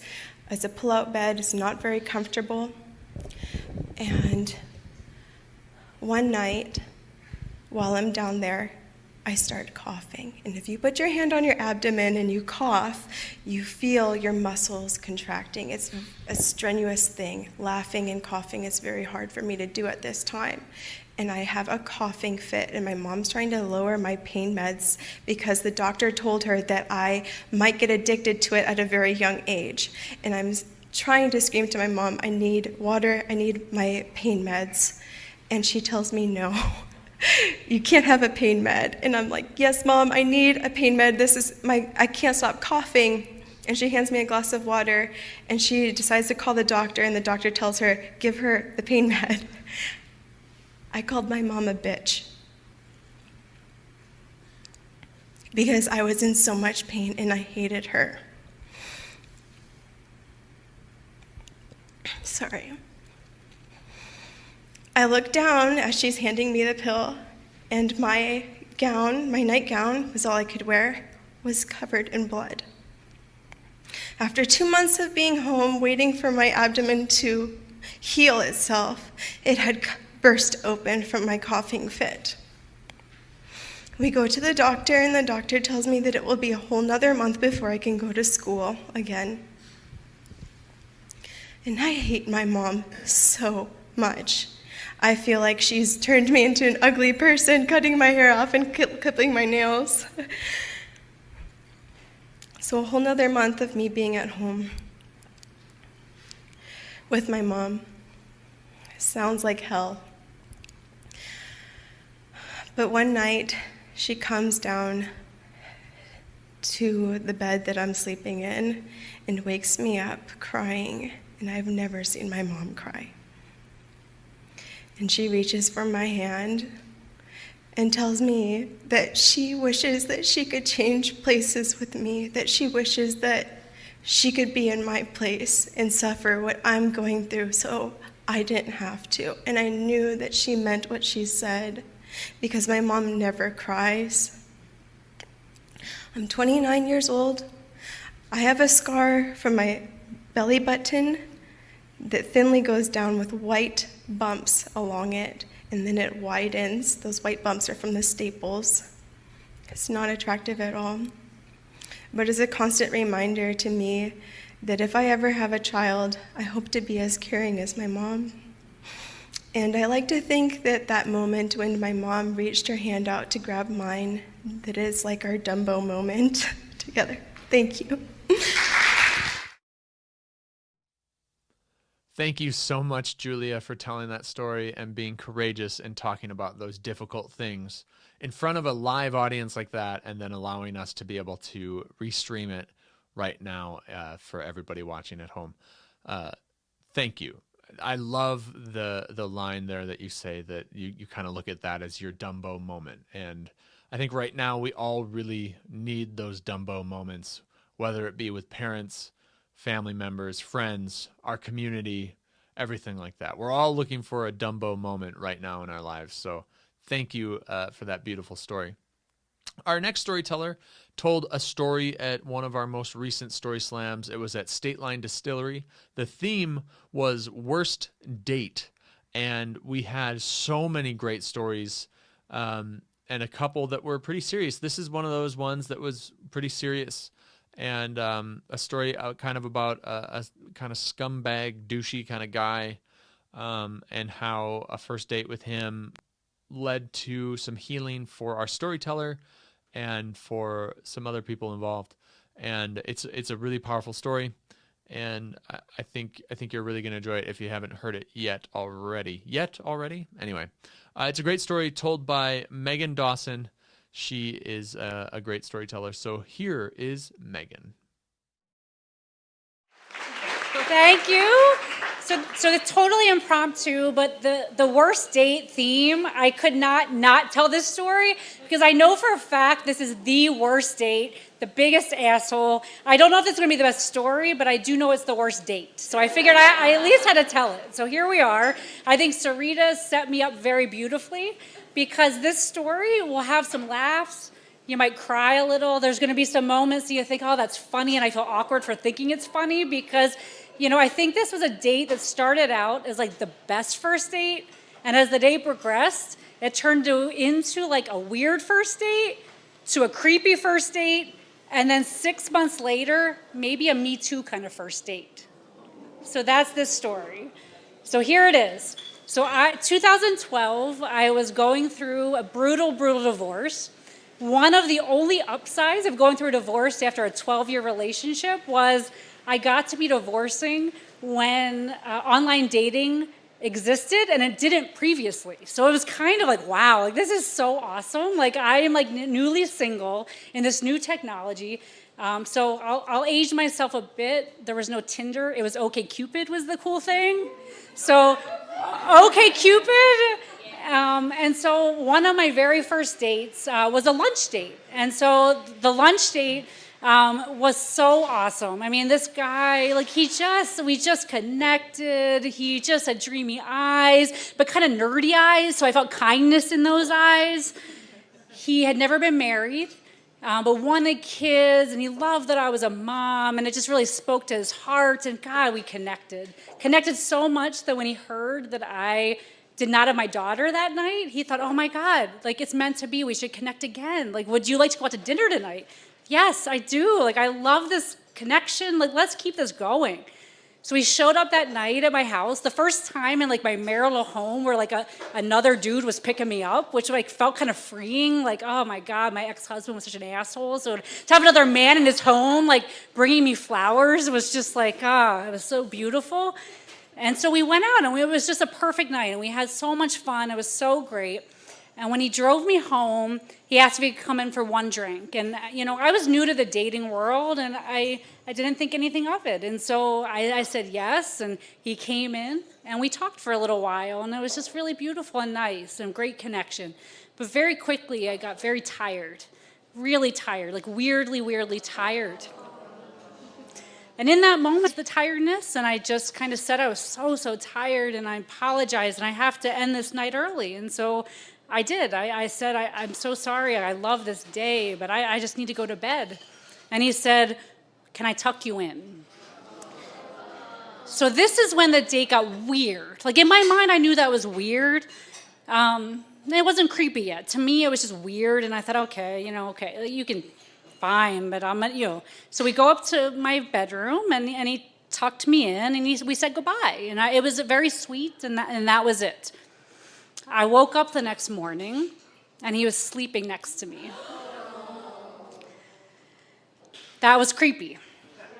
Right, so that was creepy. And it freaked me out, but I didn't think anything of it. He said, oh, I just got so tired. We had such a nice night. And I dozed. I meant to wake up, and I never left, and I apologized. And so that was it.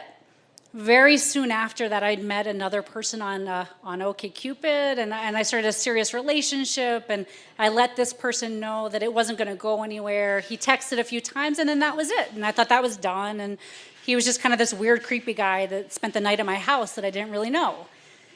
6 months later, I'm at a single mom's play group with a meetup group, and we're with this random group of women, and we're meeting new people.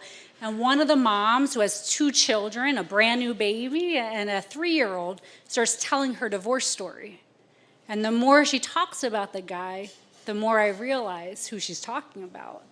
And I say, excuse me, are you talking about so-and-so? Yes. How do you know that name? And my heart just sunk, because he told me he was single. He told me he had no kids. And I said, I'm so sorry. You know, like, I went on a date with your husband 6 months ago. And her face just sunk. And she said, oh my God, like, you're the first of many. She said, I saw on my credit card statement that night that he had bought you flowers. Did he buy you flowers? Yes, he did buy me flowers. She said, a couple months ago, I found in his phone a number of 40 women that he was sleeping with, and pills to make them fall asleep. So in that moment, that connection with that woman verified that I probably was a victim of something. I don't know exactly what. To me, it was just this creepy, terrible, worse date that over time became a much worse date. I became friends with the wife and have become just strengthened in my belief that we meet people for a very solid reason, and her and I were very much meant to cross paths and kind of heal each other from that moment, even if I don't remember much of it. So that's my worst date. Thank you.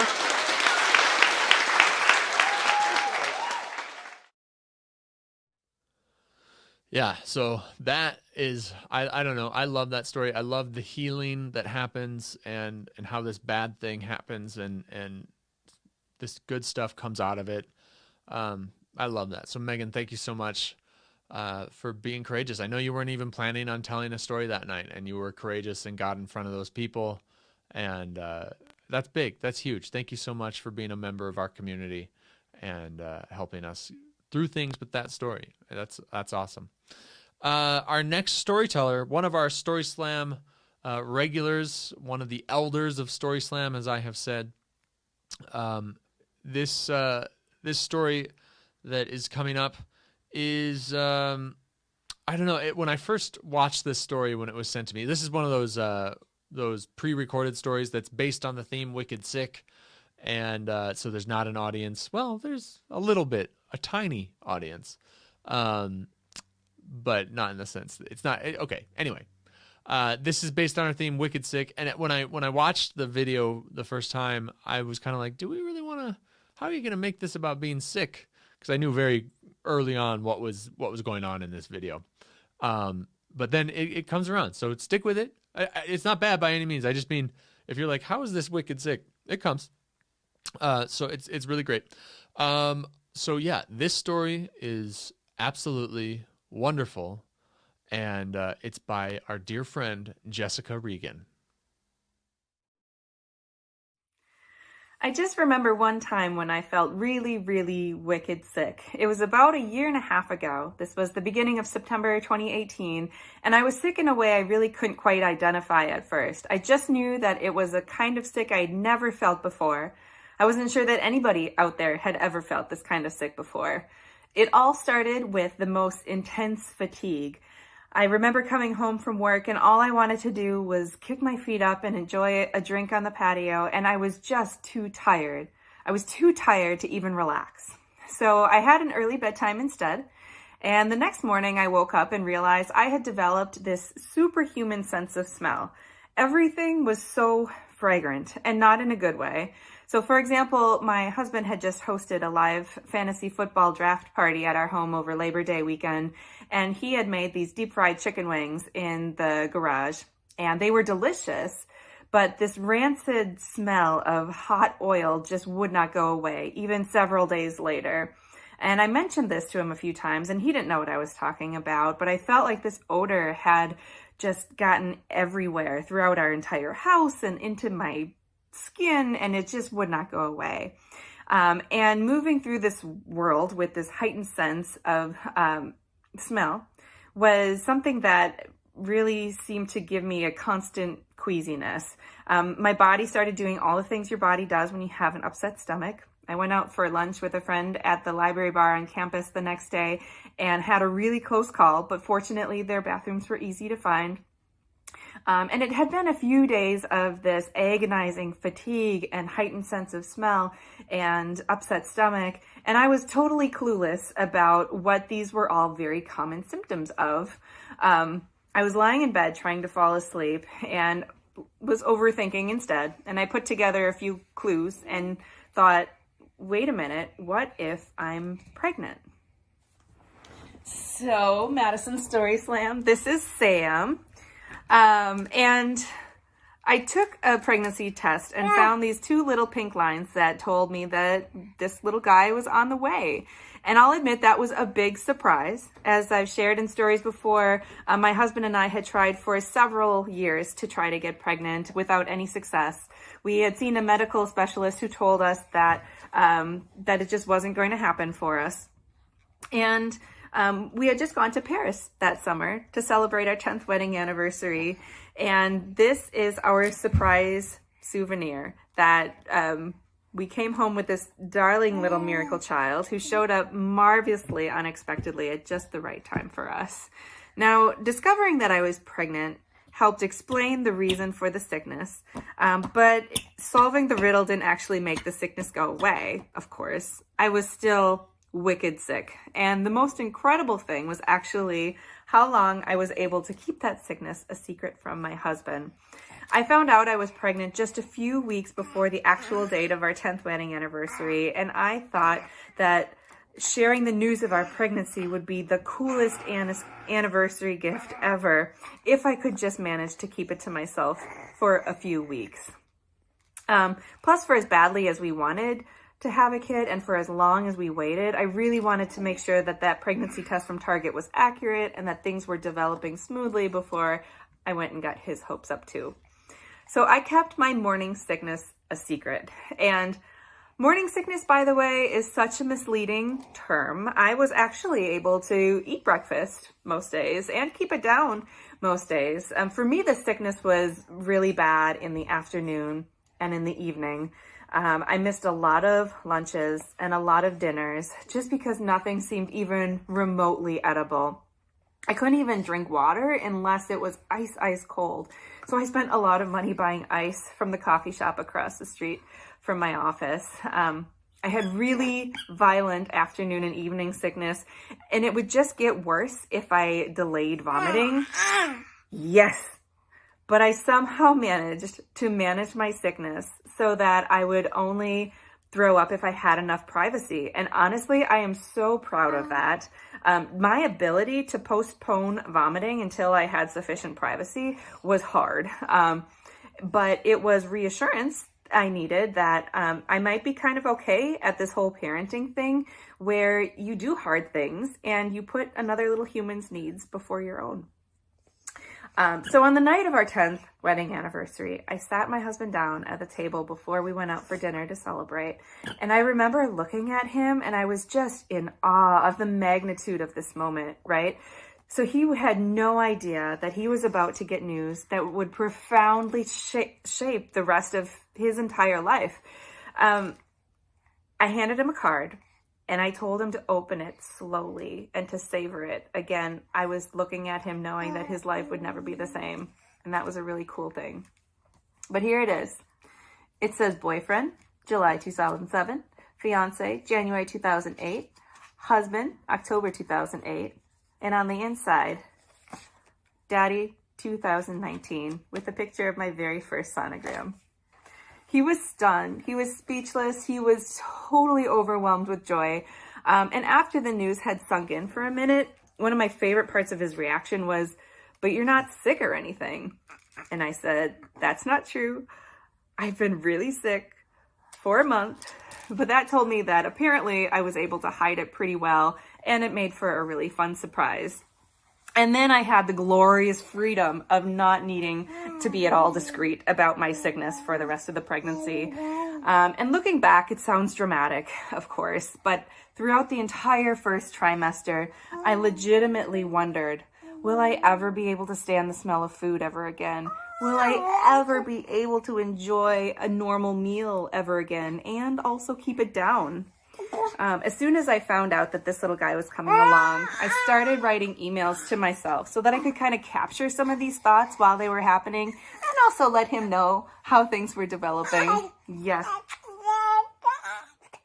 I wrote daily emails to my dear baby Regan, and after several weeks of nonstop nausea, I wrote to him and said, "Your grandma keeps reminding me that this too shall pass," which is something that my grandma also said quite a bit when things got bad.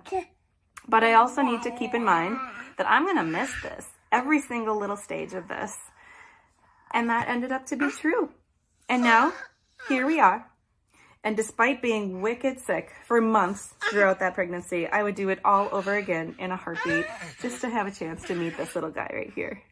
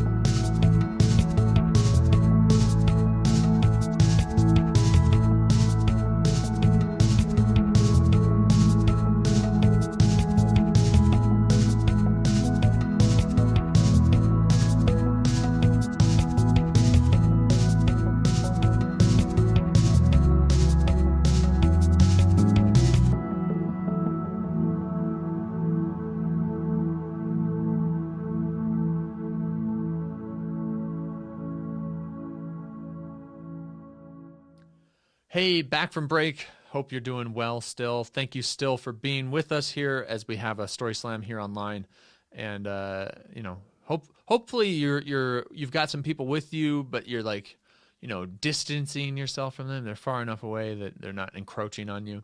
Our next storyteller, let's get right to it. This is from Story Slam. The theme was breakups, and it's a wonderful story about a breakup between somebody who appears to be a movie star and this young man. So we'll see.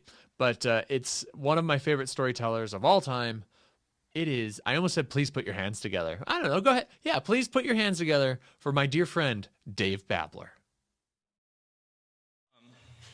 How many of you guys are familiar with the concept of chivalry?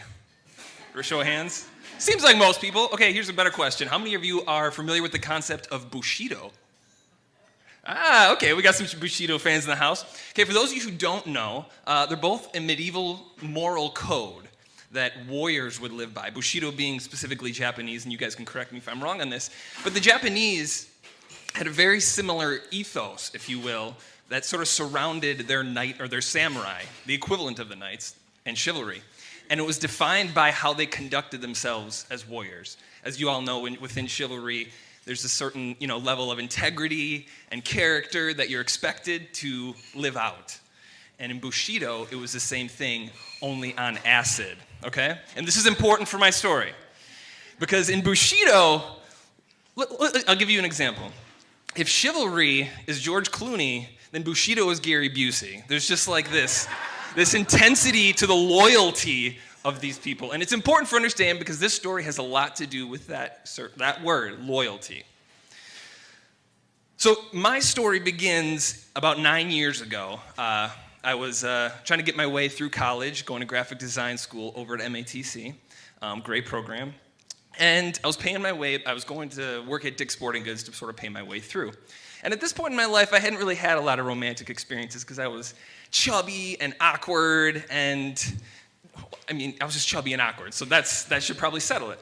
But at this point, 9 years ago, that all changed because I ran into a girl, and I'm not going to use her real name. We'll call her Meg Ryan. You see, I met this girl. I got into work. I was asked to train this new girl, Meg Ryan. And I'm like, yeah, okay, I'll go train her. And I walked downstairs, and you guys, it was a total John Hughes, date bow bow moment, if you know what I'm talking about. It was this moment where time slows down. I look around the corner. There she is, standing at the charged cotton table, bent over, and doing the stuff. And I look over, and it was this day bow bow. Day bow bow. Beautiful. And I just fell in love, and I would love to say that it was this chivalrous moment where I fell in love with her personality and I just wanted to protect her, but it was that ass, that's all it was. And I saw it, and I fell in love. It was pure love. And given time, we got to know each other, and eventually that ass turned into a person. And I fell in love with that person. She was great. I loved her to death. Personality, wonderful. And we got to get to know each other. We invested in each other quite a bit. We started spending a lot of time together. She was actually going to UW La Crosse. I would go up and visit her, and she'd come back. She'd visit me. We'd spend time together.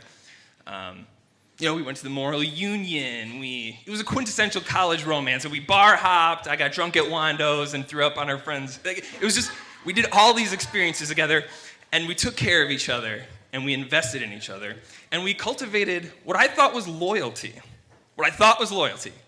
But it turns out that there's different kinds of loyalty. I don't know if you guys knew that, but there's different levels of loyalty. And so this is what I learned, and this is important.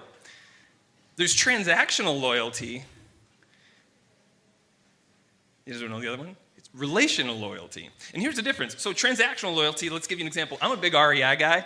I will not go anywhere else for my outdoor needs because they have the most amazing service, the highest quality products, and I'm always satisfied when I go in there, therefore I come back. However, if I go to REI at some point and I start walking around and their employees just start slapping me hey, can I help you? I'm not going to come back, because it's transactional loyalty. It's what I get out of it. But then if I don't get anything out of it, or if you start slapping me in the face, I'm not going to come back.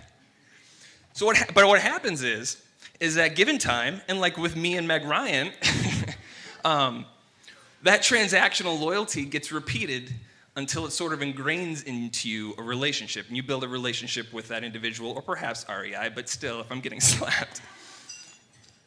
So what happened is that transaction between us faded. After about 3.5 years, we invested in each other for 3.5 years. It was a great relationship, but I just started noting a lack of investment. And that began to test my loyalty, because no longer am I getting the quality REI service.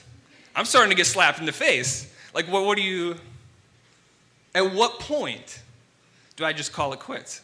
Because it was getting painful, not physically, but, well, maybe physically. But I decided to call it quits, because I'm like, I feel like I'm loyal. It feels like the loyal thing to do is stay, if that's what relationship loyalty is. But I couldn't see past the lack of investment. So I opted to break up with her.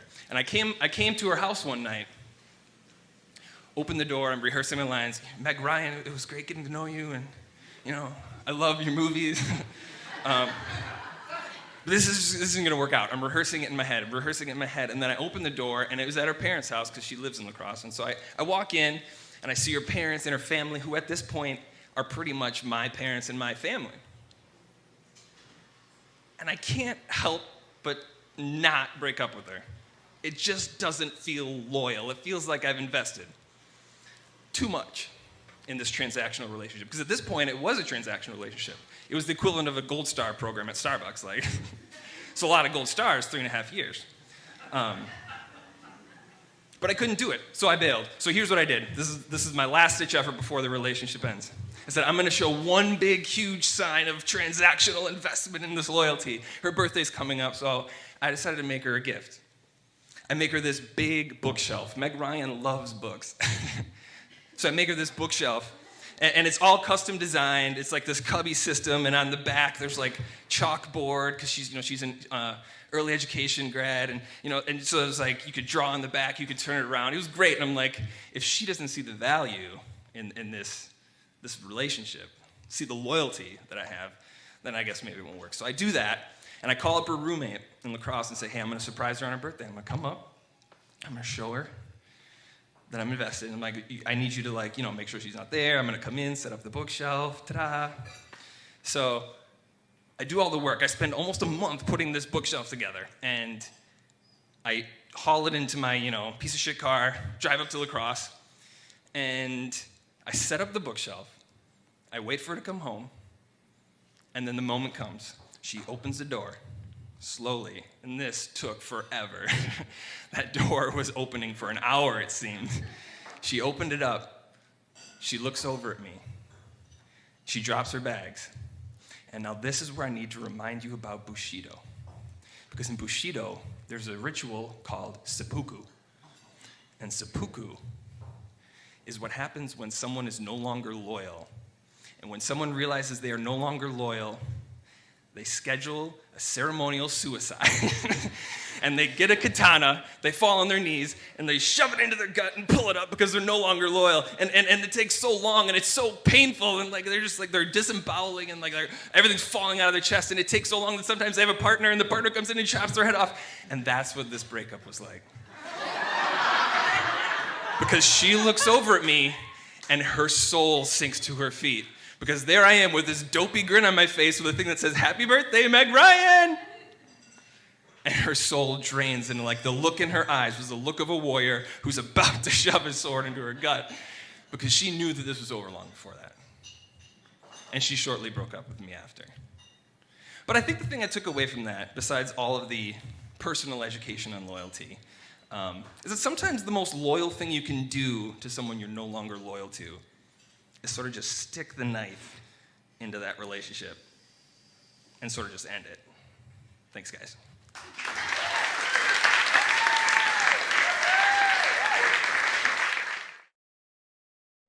It's a bad breakup when one party refers to the entire thing as seppuku. So, yikes. Thanks, Dave, for telling that great story. And I love the way you tell it. He's so animated. He's just great. A little bit ago, we heard a story from Megan Dawson from the Story Slam. The theme was breakups. Or no, it was worst date. And she, like I said, we had some really funny stories from Worst Date, and then we had some stories that were actually quite serious. Our next storyteller is telling a story that is very funny throughout. She tells it in a very funny way, but it's also very, very serious, and we don't want to make light of the seriousness of it. We want to recognize that what takes place in this story is not okay. And but the storyteller herself, she kind of gives us the okay to laugh. And she talks about this at the end, but I just want to reiterate that, it's not reiterating when it's before, but I guess technically it's after. And anyway, she talks about it, and I wanted to make sure to make mention of it as well. So this is a very great story. This was actually the winning storyteller the night of Worst Date.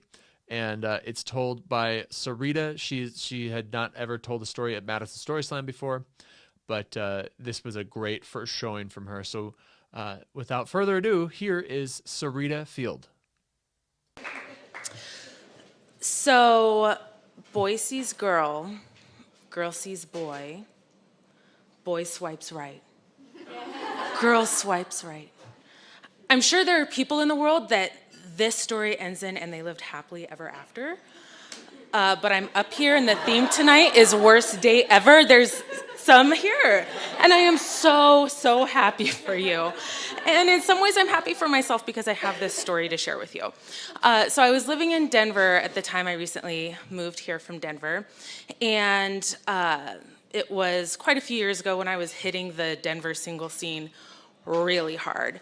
And it was around Christmas time. I'm sensing a pattern here.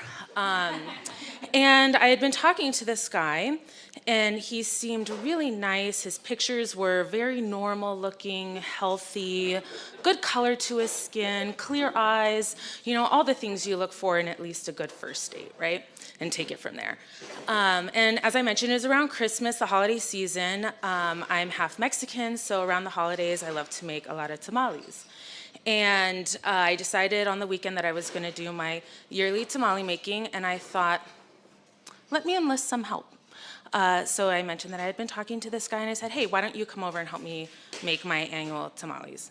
Now, we're not doing the red flag thing anymore, but this is a red flag in hindsight for my own behavior. Ladies, gentlemen, do not invite dates from Tinder to your apartment for the first date, okay? Yeah, grown. So anyway, he comes over, I hear the knock at the door. I had, laid out the mise en place and made a couple of cocktails for us and everything, and I'm feeling pretty cute and like it's gonna be my own little cooking show activity and it's gonna be great, I answer the door. Oh, he's gorgeous. Tall, red-headed, broad-shouldered, just looked exactly like his Tinder profile, and great smile. So he comes in and we start talking and we hit it off, and he clearly had never wielded a knife or been in a kitchen ever, which was great because men think they love showing women how to do things. Women also love to show men how to do things. So I got to show him how to make tamales, and it was awesome. And so we took a couple of hours getting to know each other, normal first date conversation.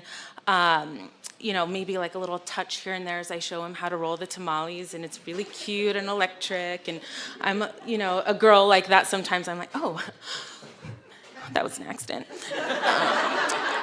So we finish up wrapping the tamales and we put them in a big pot to steam.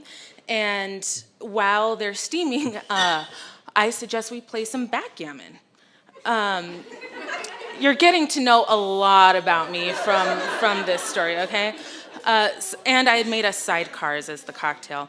Another little side note. So we go into my living room to play backgammon, and we decide we're gonna do best 2 out of 3. So we play the first game, and I win. I'm feeling really good. There's nothing that I love more than beating a guy at something on the first date, too. Just to show him what he's dealing with. And then we start the second game, and he goes, hey, do you mind if I go use your restroom? And I'm like, no, go for it. And so he stands up, and on his way to the bathroom, he's like, oh, by the way, I forgot to show you. And he pulls up his pant leg, and he's wearing little Christmas-themed socks with jingle bells on them. And I'm like, oh, he's a nerd too. What?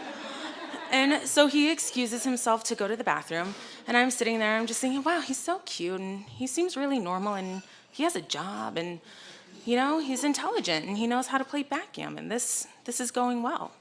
So I've been sitting there for, about a minute or so, and he had been sitting on the couch, and I was across my coffee table on the ground, so I was seated on the ground. He walks out from my bathroom, and I gaze up, and there's a lot of pale skin and Jingle Bell socks.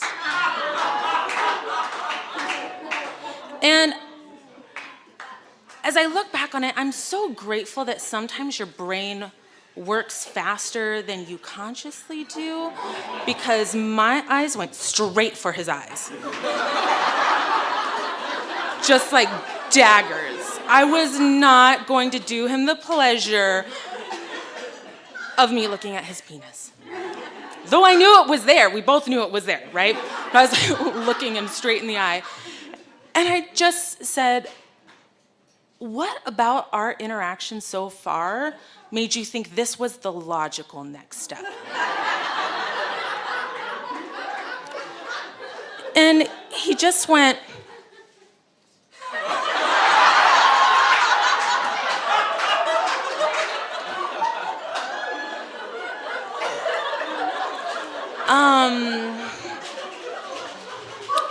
okay, not helping. So I just sort of reworked that same line. Please me. We have not hugged. We have not kissed. We haven't sat next to each other, for Christ's sake. And you think now's the time to whip your dick out. At that point, I'm starting to think this would be a good time to kick him out, right? Like I told you, we were playing 2 out of 3. So he had won the first one. I was doing pretty good on this game. So, oh no, I'm sorry. I had won the first one. He was up on this one. And I just thought, I really got to take this home. So I said, okay, if you go to the bathroom, put your panties on, and if you can act like a normal human being, we can finish this backgammon game. Okay? And so he goes back to the restroom, puts his pants on, comes back out, sits down, and we continue playing backgammon. And I'm really also trying to give him the benefit of the doubt. I have no idea why, guys. I don't know why I tried to do that. And we continue playing, and the fucker wins. So, all right, we're going into overtime. Start the third game. I don't remember at that point who was doing better than the other person. We were both losing as far as I'm concerned. And he's like, hey, do you mind if I use your restroom? I really have to go this time. He's like, I really do have to go. Sure. He goes to the bathroom. That motherfucker comes out naked again.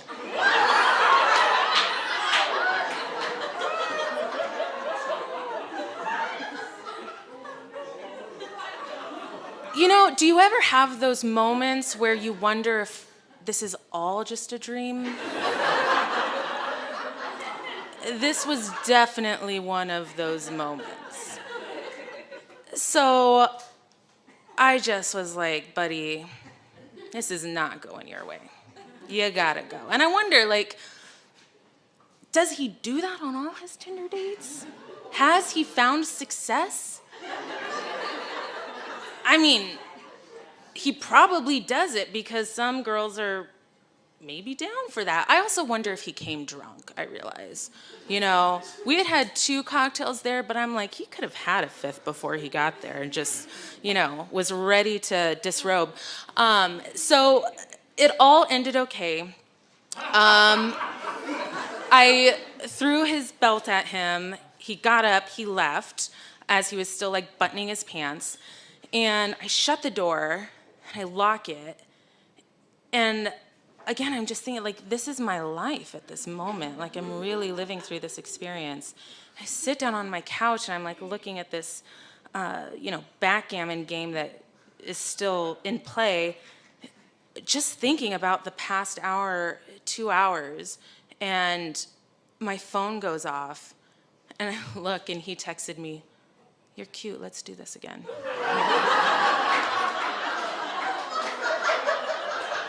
So that's my story, but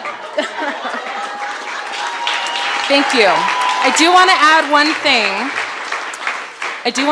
thing.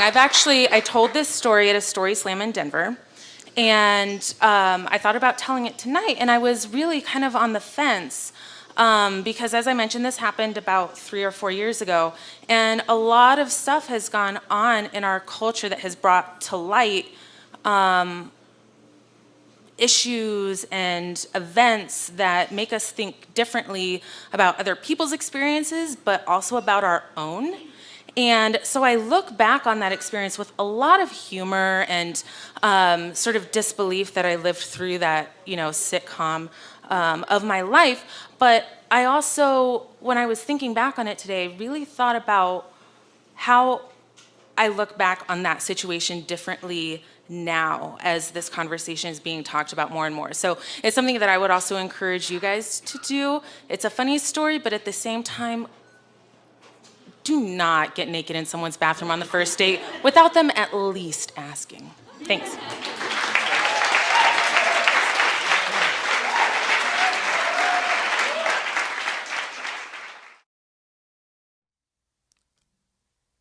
Right?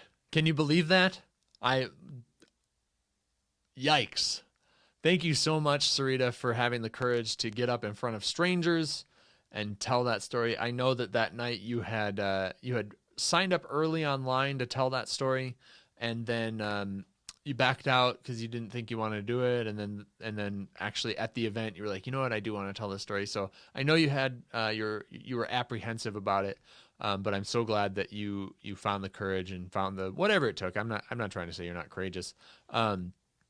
I'm just glad that you told that story because it's really well told. It is funny and it is powerful, and I love your message there at the end. So thank you again so much for telling that story and letting us be a part of the growing and the community building that happens after you told the story.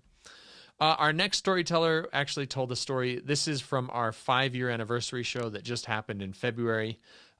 This guy used to come to Madison Story Slam every month. He and I used to host a podcast together called Chill Filtered. And then when I quit drinking, it's a whiskey podcast. When I quit drinking, he continues to host it. He's got a new co-host now, but I still produce it. I put all of the episodes together. If you like whiskey, go check it out. It's Chill Filtered. And it's very good. He now lives in Arizona, so he actually flew back. I jokingly texted him one day about 4 days before Story Slam last month in February, and I said, hey, you and your wife are coming to Story Slam 5-year show, aren't you? And within 30 seconds, he sent me a screenshot of airline tickets to Wisconsin, and that he had just purchased. Like, I sent him that text, he went and purchased them, then sent me a screenshot, so it was amazing. I was really glad to have him there, and I think this is one of his best stories that he has ever told. His name is Cole Sebald, and this is a story about a boner in women's clothing. So I wouldn't call this sexual, but Adam knows my feelings about this stuff, and this was a big deal for me. I grew up in a church that some might consider to be a little weird. We didn't have a lot of, I wouldn't call them rules, but our church had a lot of guidelines. Some of those guidelines came about dealing with taking girls in my church out on dates. One of those guidelines would be that every date should be at least a double date.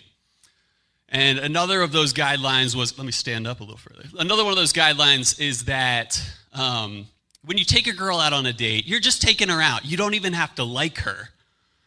And that got weird a lot of times. So it's super weird. I find myself in senior year of high school. I'm 17 years old, and I'm telling this girl, Ashley, I know you like me, but I don't like you back. And so I thought to myself, why not ask her on a date now? And so I did. And she said yes. And I had no idea what I was doing. But we set up the old double date. And we decided to do a dinner and a photo scavenger hunt in the mall. So, 2 weeks or so later, I pick her up for the date. And we're having like a somewhat awkward time in the car. And I can't, for the life of me, I can't understand it. But at that time, when we were driving to the Cheesecake Factory, I get this like wicked, strong bad. And for those of you who might not know what I'm talking about, a strong bad can come about in two situations for the most part. There is a strong attraction to another person, or it's a random symptom of going through puberty. And so it's not really that big a deal. I'm wearing jeans, so this bone saw is going nowhere. And so we get to the restaurant, and it's strangely, she's treating me strangely cold in a way, and I can't understand this because, from what had happened before, but she's having like a somewhat good time, so I don't think things are going terribly. And so even after we eat dinner, I still have this like massive strong bad going. And I'm like a little concerned, but I don't think it's that big a deal because at least I'm not wearing gym shorts. And so next stage of said date is the photo scavenger hunt. And so me and the other guy on the date, we had put together a list of things that we might be able to take a picture of and add to the photo scavenger hunt. Whoever of the couples takes the most photos of the things on the list gets to win bragging rights, I guess. And so some of the items on the list were take a picture of polka dots, or take a picture of a cute dog, or take a picture of the other couple while they're not aware. These fun items for a 17-year-old couple that don't like each other at all, or at least one doesn't like the other person. So we're running around the mall, just taking pictures left and right, and having like somewhat of a good time. And we're starting to narrow down this list, and it's getting smaller and smaller, and we're really knocking out everything that we can. But I remember putting together with this guy the list, and we actually picked them. We didn't pick them off a website or anything. And I added a very fateful item to that list. And the item was, take a picture of one of the two of you in the opposite gender's clothing. What could go wrong? So Ashley thought it would be a good idea for me to be the one taken a picture of, and me being the gentleman that I considered myself, I agreed.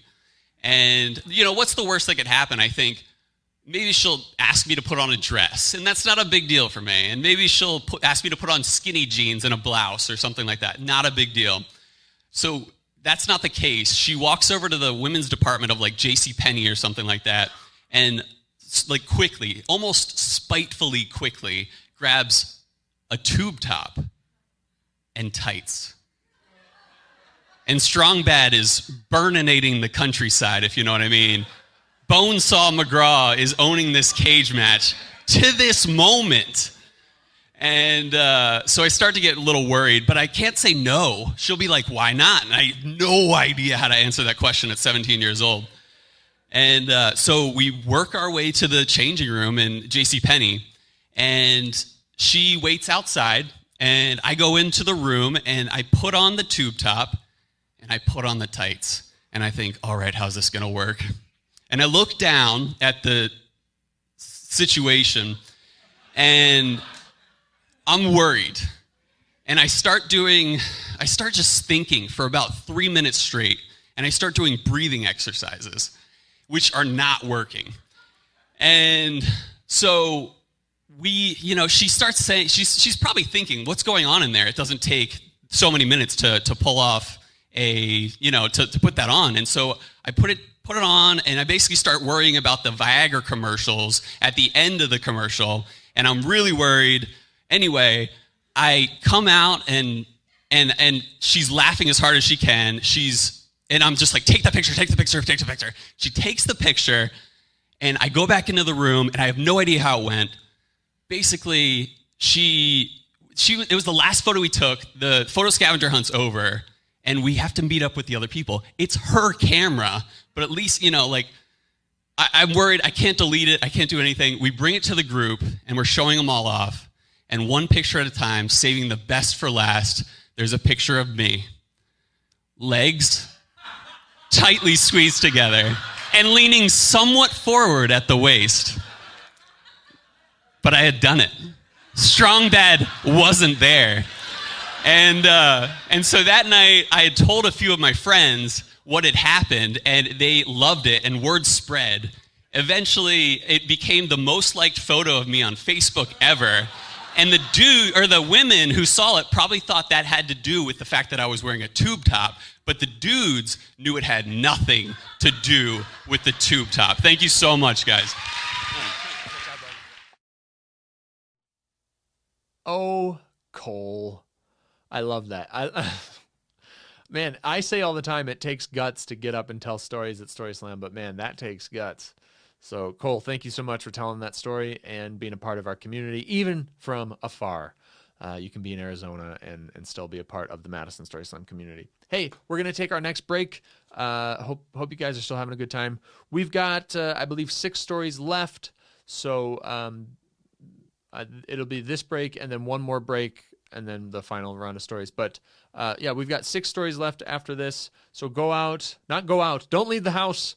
Go to the kitchen, grab a drink, get a sandwich, have something to eat that's delicious.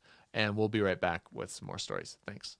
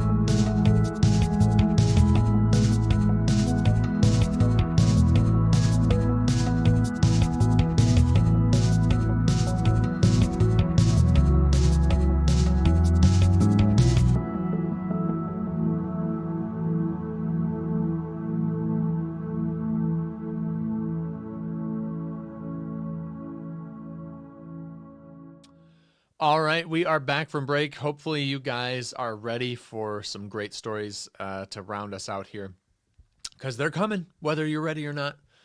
And our next storyteller has told a couple of stories at Story Slam. I actually host a podcast, or I don't host it. I produce a podcast for his wife and her friends. It's called Women AF Podcast.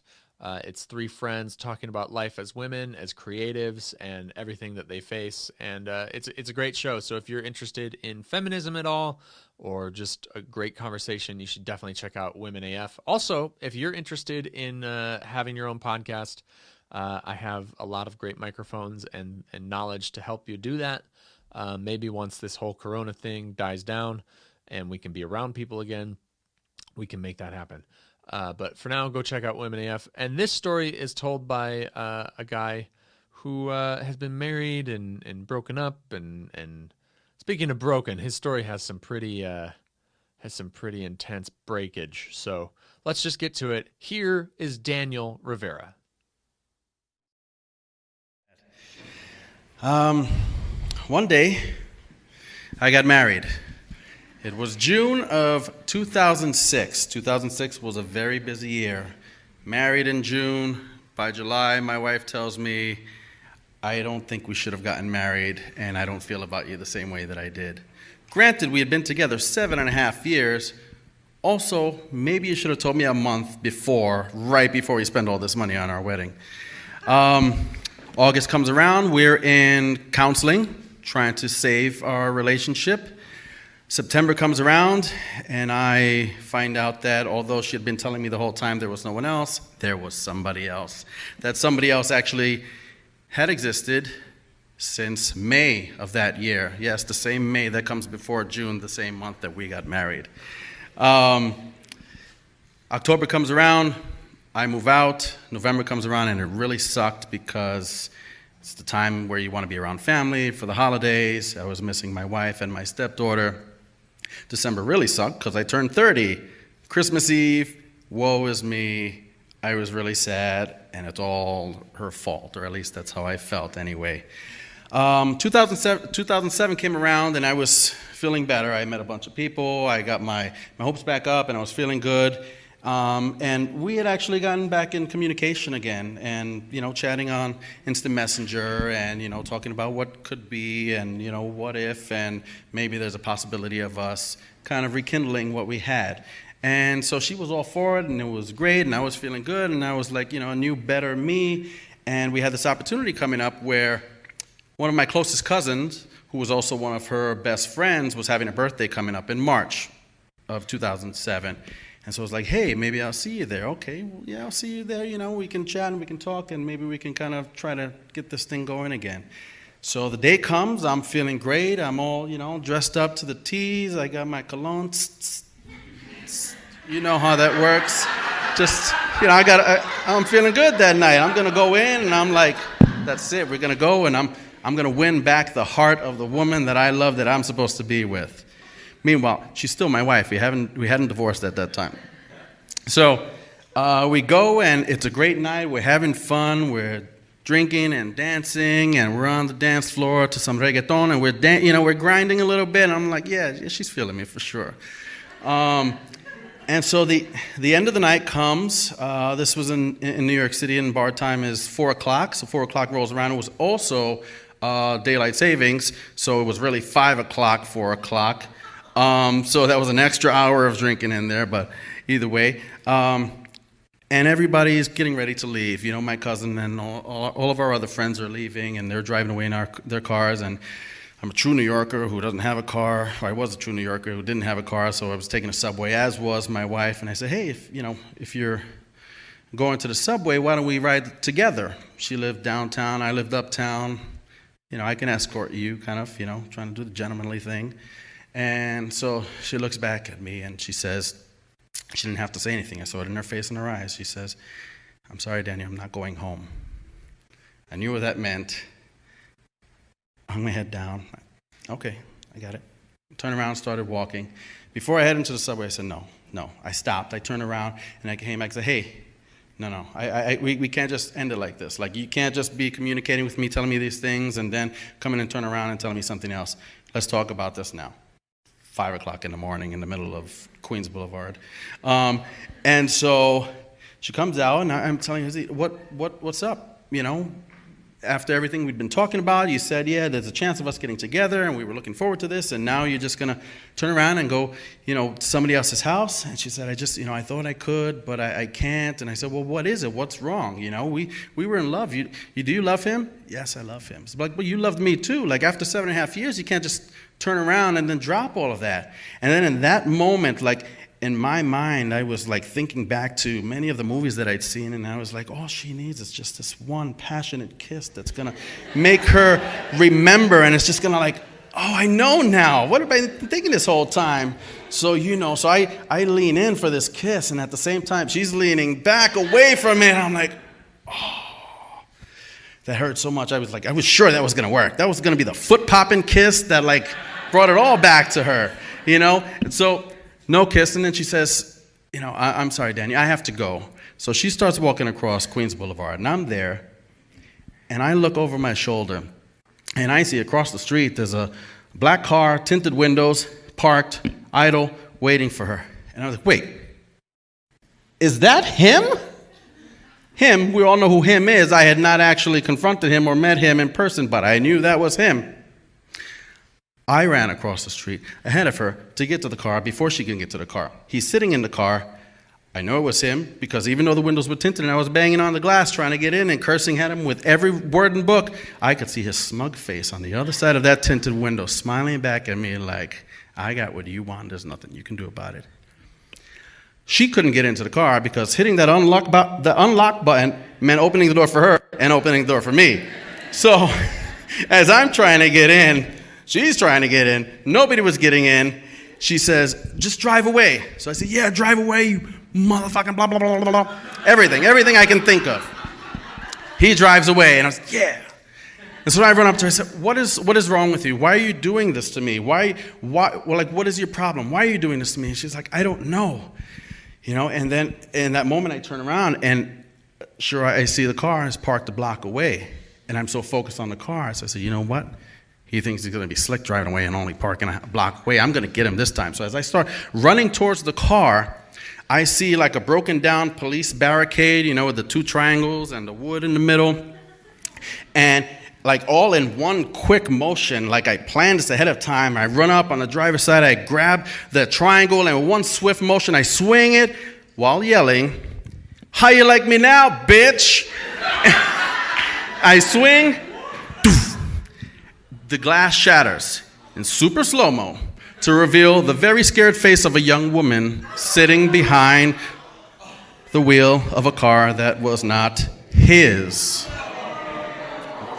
Yes. I'm looking for words to say. I can't even say. I look up. My wife is nowhere to be found. My friends, my cousin, they're nowhere to be found because they had left like long ago. Like I said, I thought we were the only 2 fools in the middle of, at that time of night. Turns out this young woman was sitting in her car waiting for her mother to take her to the hospital. And I was like, I'm sorry, I thought this was my wife's boyfriend's car. I know it sounds ridiculous even when I say it now, 10 years later. And I was trying to explain it to her. I was like trying to comfort her, and she was like, didn't even want to look at me or talk to me or let me touch her. And she called the cops. You gotta call the cops. I sat on the curb, and cops showed up. I explained everything that happened, everything I did. We gotta take you to jail, right? Yeah, go ahead. Put my hands behind my back. Took me to jail. Spent the night in jail. The next day, about 15 hours in jail. And I remember then standing in front of the judge, and as I'm kind of telling my story and saying it, and again, the words, I thought it was my wife's boyfriend's car. I was like, what? That's some Jerry Springer shit, and I'm in the middle of this right now. And so I was just like feeling, so I was focused on my emotions. I was focused on my hurt. I was focused on everything that she had been doing to me, everything that he had been doing to me, everything that everybody else had been doing to me, that when it then came turn for them to talk about what I did to this woman, and I could imagine sitting in my car in the middle of the night, waiting to take, it's bad enough I gotta take my mom to the hospital. Then some crazy guy starts calling me a bitch while he breaks my window. Oh my goodness, she must have been so terrified. And even when I tried to comfort her and she like shuddered and moved away, I was so focused on what everybody's actions were doing to me that I had a total disregard for what my actions were doing to someone else. And it was a lesson that still stands today with me when I think about to that day with my ex-wife, that I need to focus on what makes me happy and focus on doing more of what makes other people happy and stop trying to get even or get back something that was clearly not mine. I even got a tattoo. It says, focus on all that you love. And it's a reminder to me that ultimately I have control over what I can bring to other people, the effect that I have on other people, and I need to focus on that and stop focusing on the pain and hurt that other people may bring to me in my way. That's my story.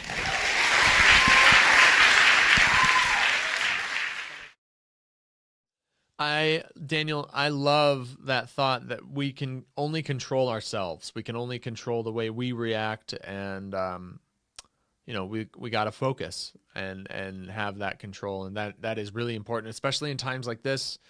I think it's important to not be super reactionary and to not be scared. I mean, it's okay to be scared, but to not be reactionary to that fear, and to have control and be smart. And I love that message at the end. That's really, really good.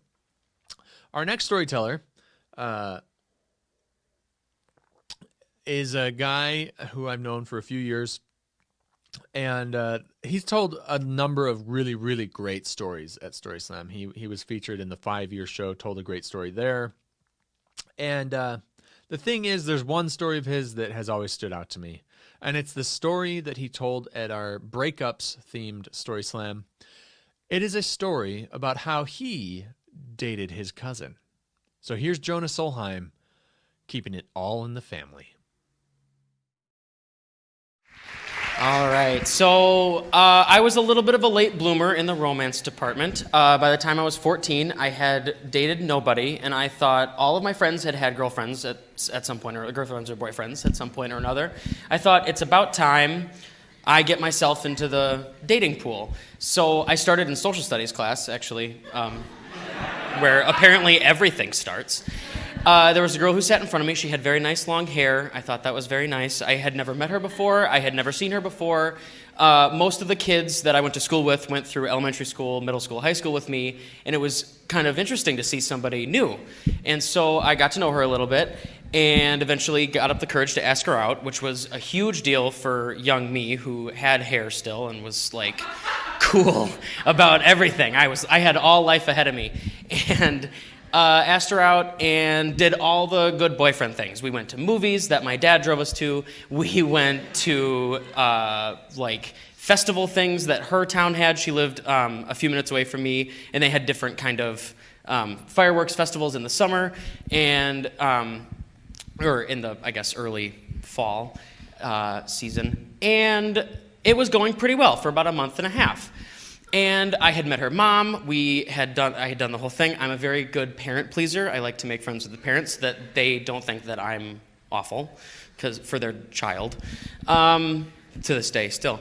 And it's important to know that I met her mom because I get a text from this girl that I was dating about a month and a half into our relationship. And she says, "Do you know somebody named Arvid Denner?" And I stop and I go, "Well, yeah, he's my great-grandfather." And it's not so strange that she would know the name because he was from my hometown, and he went to my high school, and his picture is up in our lunchroom. And he's a fixture in the community. He was a volunteer firefighter. It was a whole deal. And so I texted her back, "Well, yeah, he's my great-grandfather." This is a lot of people to say this to. I did not expect this crowd. She texts me back, "That's so funny, he's my great uncle."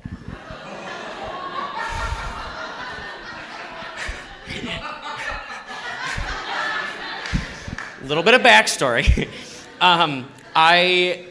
My great-grandfather and my great-grandmother divorced when my grandma was young, and they both remarried, and my great-grandfather had another family, and my great-grandmother remarried Arvid Denner.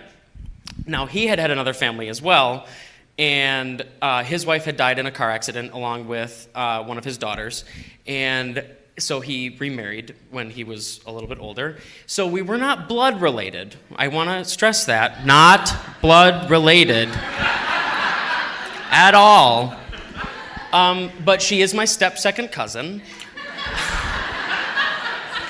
First girlfriend. First person I ever dated in my whole life. This is the first foray into dating. This is my introduction to romance. This is great setup for the rest of my life. So, this is a story about a breakup that didn't happen for another month and a half. Because I had a girlfriend, and I was 14, and it was great to have a girlfriend at 14. You get to go do things, and people think that you're cool when you have a girlfriend in high school. Or so I thought. So, I keep up dating her because I have somebody, and it's so nice to have somebody. And I keep thinking in the back of my head, okay, but family reunions? And her mom is gonna, and she knew. Her mom knew the whole time and did not tell either of us. We looked at photo albums of our family. So, the actual breakup was not as interesting as this whole thing. I broke up with her on Facebook because I am a coward. And as stated before, a failure as a man. So, that's fine. I will give that moniker to myself. That's fine. So I broke up with her on Facebook. We never talked again. And the next year, when we were sophomores in high school, she started dating somebody that I knew very well because he was my actual second cousin. This is not fake. This is real. They have been dating since 2010 and are getting married in Alaska this summer. You can clap. That's fine. Good for them. Yeah, so when my great-grandfather died, which was a couple years ago now, we went to the funeral, and he was from Middleton, so we had the funeral in Middleton. And her mom, this girl's mom that I dated, came up to me, and I had not seen her in a decade. And she said, like, hello, how are you? And I said, hello, it was fine. In line to get food, because it was a Lutheran funeral, so, you know, you have to go eat after the whole thing. In line, someone turns to me and says, are you part of the family? I was like, uh-huh. Yep, I am. So that was my introduction to romance. I don't know if any of you have experienced anything like this. I've never met anybody who has any crazy family stories like that, but I thought that it would be fun to share with all of you tonight. Thank you.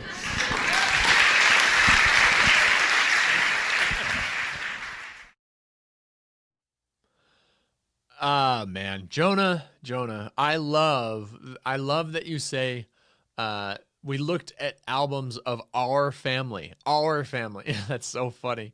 You'll never live that down with me. I'll bring it up every time I see you. Every time I introduce you to tell a story at Story Slam, I will always say that. Our next storyteller is a dear member of our community. He hasn't been to a Story Slam in a while because he's usually pretty busy these months with hockey and things like that. He also he lives pretty far away. He lives in Appleton, and for a long time he came to every single Story Slam and was driving those 3 hours from Appleton each month. And he's committed, and he really has found something at Story Slam, which means a lot to him, and it means a lot to us that he takes that time and comes.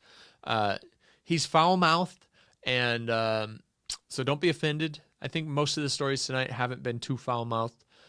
Usually he starts every story at Story Slam with "fuck you, Madison," so gives you an idea of who this is and what their mouth is like. But this is a great story about what he presumed to be the end of his life, which I thought was only appropriate for us. And so we'll get to hear that. It is Marty the Meatman Sosnowski, so here's Marty. So ladies and gentlemen and children of all ages, I've got to, and you know, since I say that, I gotta, you know, there's something you forgot about on my album, and since we're on TV tonight, and it's the Meat Man, I just want to put this out there, camera, just in case, for you children that might want to listen to this. We better, Tipper Gore be very happy I did this. I'm glad it's not on the album, but I just had to let you know. So tonight's story is kind of similar to our first storyteller. It's about when I'm about to become a father and the pressure that I'm under at the time, because really my life's coming to an end at this point. I'm like 23 years old. Since I was 13 years old, folks, there were 3 things on my mind: pussy, liquor, and drugs. So getting to the point where I had just gotten married, have a girl pregnant, I'm going to have a child, I'm pretty much thinking my life is over. Because this is going to be a big change for me. I'm never going to see another pussy again, I don't think. And the one that I do have is going to change in a couple of months. So, what do? I don't know what I'm going to do. Okay, well, I can do this, I figure. But before I change into a father and becoming a real man and getting the golden lunch pail and going to the mill every day, I got to go party one more time, at least one more time. So there's not much I can do. I'm 2 years sober at this point, pulled myself out of the bottom of a whiskey bottle. My wife is 3 years sober from being a heroin addict. So we're doing really well at this point. Families are going like, they're getting it together, you guys. They really got this. They got married. They're going to have a kid.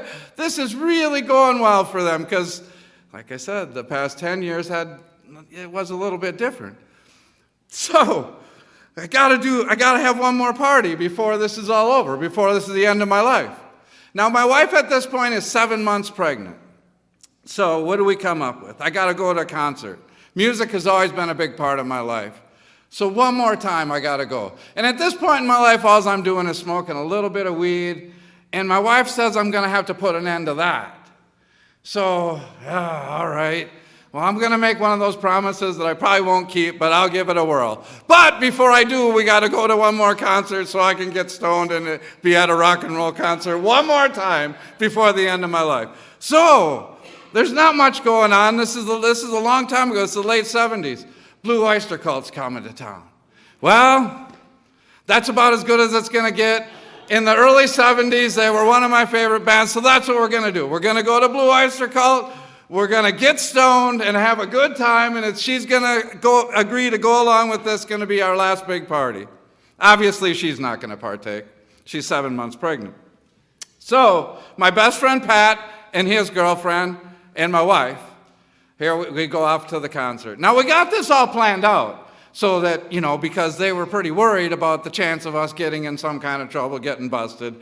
So what we decided to do, we couldn't smoke pot on the way there. We have a pregnant lady in the car and all that, and we're trying to be upstanding citizens. So we decided what we're going to do is we're going to pack one pipe full of some really good weed. We're going to take that into the concert, and at the opportune moment, we will smoke that, get stoned, and have the time of our life, and that's going to be the end of my life. Okay. So, in the 70s, you didn't want to get caught with weed, for sure. This was no fucking around, you know? So, somehow we talked my wife, who's pregnant, into taking it in for us, because who's going to search a pregnant woman? Oh, she didn't like that, but she did it. So, okay. So, we get into the concert. Cheap Trick's the opening band. Now, I call this story, I hate fucking Cheap Trick. And this was just the beginning of my hatred toward that fucking band. I ended up working in the rock and roll business. I have a lot more stories about Cheap Trick. But this was the first time that they affected my life in a negative way. So they're the opening act. So we get into the show, and in these days, it was at a big arena. The floor's open. There's no chairs on the floor. It's just standing room on the floor. So most people went to the floor. There was like 2,000 or 3,000 people on the floor. The place was packed. I'm pretty sure it was sold out because Blue Oyster Cult and Cheap Trick were both huge at the time. So there's like 2,000 or 3,000 people on the floor. We get my wife, the hockey boards are still up. It was in the wintertime, right around Christmas, New Year's. The hockey boards are up. They took the glass down. So we're on the floor. And you know how they have the doors to get in and out of the hockey rink. So we get into the show, and we strategically place my wife and her friend right in the back by one of the hockey doors so we could find them when we needed to.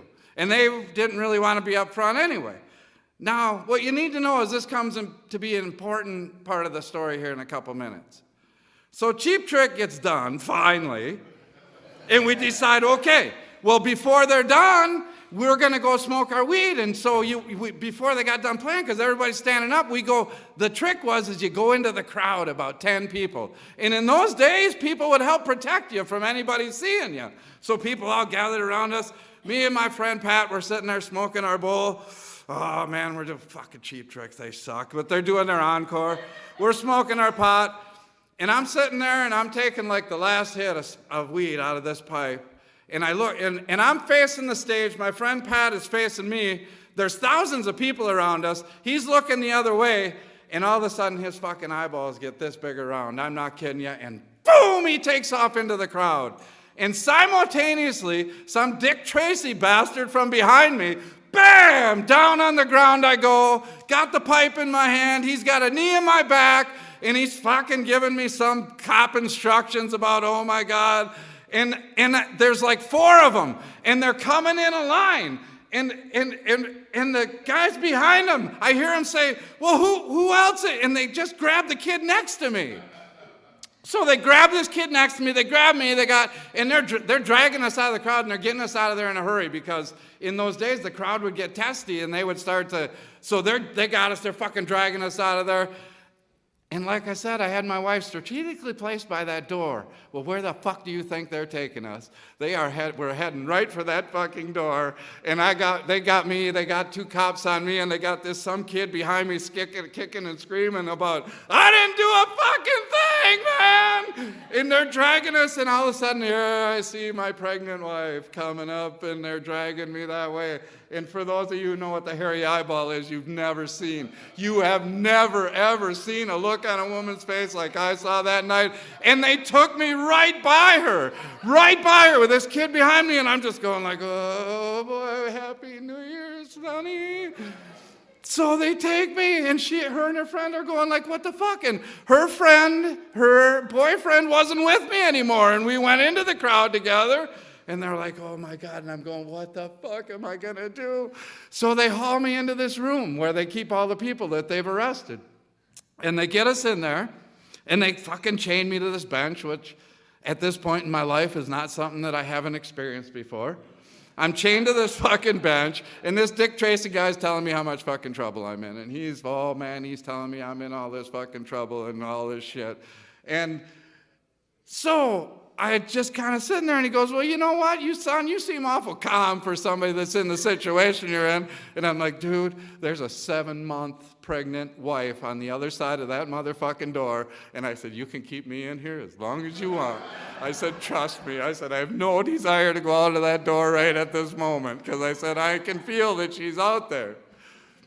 So we're sitting there, and so then they take me in, and this kid, they've got this kid sitting there, and I still don't know who he is. He was just fucking standing there. And he's telling them, I didn't do nothing. And they're going, yeah, right, dude, okay, everybody. And they got him sit down, they got him cuffed. Well, they find out he's 15 fucking years old. And I'm like, oh my God. So they take me in this other room, they strip search me, they don't find nothing, they bring me out. And that's when I found out he was 15. And so Dick Tracy then tells me, son, now you're really in trouble. Now we got you contributing to a minor with drugs. This is going to start to rack up some felony charges. And I'm just like, are you fucking kidding me? So they had to wait for the juvie guy to come in to search the kid. So they bring the juvie guy in to search the kid. They take him in the room. They come out. They talk to Dick Tracy. He's going, oh, he gets a big smile on his face. This kid has a big fucking bag of weed in his pocket. I mean, I'm not kidding you. It was over an ounce. So now the detective is going like, now we've got you on felony charges. And I'm like, are you fucking kidding me? And then he starts giving me one of these great speeches about how what a shitty father I'm going to be. It's going to be 2 fucking years before I ever see my daughter again because I'm going to prison for whatever I just did. And I'm thinking, well, this might not be a bad idea really, because what I got waiting for me on the other side of that door, I don't know. So, and this kid, he was just standing next to me doing nothing. So, they come to find out the kid is on vacation, visiting his aunt and uncle, at this concert with his cousin, not doing a goddamn thing, and now he's in fucking jail for smoking weed with me, which he wasn't even doing.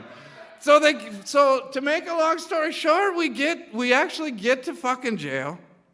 And I don't know whatever happened to him. We actually rode in the squad car together, me and this kid and one other guy. And this kid was bawling bawling to the point where he had snot running out of his nose. And I was just trying to go, kid, dude, I'm sorry about this, but I don't know what I can do. There's nothing I can do. And I actually wiggled out of my handcuffs at the time, so I was just sitting there going, and the cops going, what? So they get us in there. Into jail I go. They don't really tell me anything. They won't tell me what's really going on, so they put me in this holding cell. I get in there. There's about 40 people in there that they busted from the concert. We're all in this big holding cell. One by one, people are coming, going. I'm thinking, okay, well, the wife's going to come and bail me out. Sooner or later, I'm going to have to face the music here. They keep coming. Pretty soon, it's just me and some drunk guy left. He's sitting there, I'm sitting there. And finally, about 3 a.m, they come and get him, and he's gone. And I'm just sitting there all by myself. And I'm like, what the fuck is going on? And I don't really know what's going on. They won't tell me. The night goes by, nothing. Next day comes, they bring me my breakfast. Okay. I'm still in this cell all by myself. Noon comes, they bring me lunch. Nobody will tell me what's going on. Well, I learned some things in jail at the time. You might as well put this to good advantage. There was some scribbling on the wall that must have been done in like a piece of charred wood where some guy wrote about praying to the devil while you're in jail and maybe it would help you get out or something. Didn't really do any good. I tried, and I also learned that in these days you could smoke in jail. You could actually smoke cigarettes in the jail, and so I learned that with matches you can do artwork on the ceiling of the jail. I learned that you write your name in matches. Everybody did that, so I did that. Kind of tried to keep Another night goes by. I'm still not out. So finally, some jailer came and told me. And I said, well, why am I not getting out of here? And he goes, they got you on felony charges. And I didn't know this, but they can hold you for up to 48 hours on felony charges. They don't have to do nothing. They don't have to tell you nothing. They can just hold you for that long. So eventually, the wife finally came and got me out of there. So needless to say, the pressure that I was under was increased tenfold at that point. But surprisingly, the marriage didn't last and all that.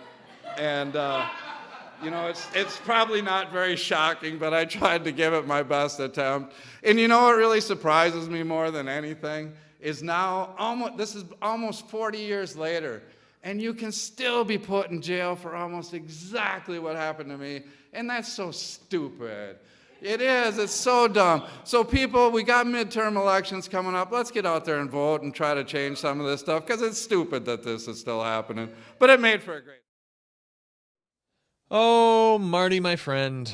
If you think it truly is the end of your life as you know it, what better way to celebrate or see it out than smoking a bowl and getting arrested? And that is the quintessential Meat Man story. So thank you so much, Marty, for telling that story at that night and letting us rebroadcast it here tonight as we are hopefully not seeing the end of our lives. Not to bring everybody down or anything. All right. Our next... No. We don't have a next storyteller. We're going to break. We're going to our final break. So we're near the end. Thank you for sticking this out, and we hope that you've had some good times and some good stories. But don't go anywhere yet. Where are you going? No, just put the remote down. Put your phone back on the charger. The Story Slam's still going. What are you doing? We're going to take a quick break, and then we're coming back with our final 3 stories. And we're going to have a good time. So we will be right back in about 3 minutes. Stay where you're at.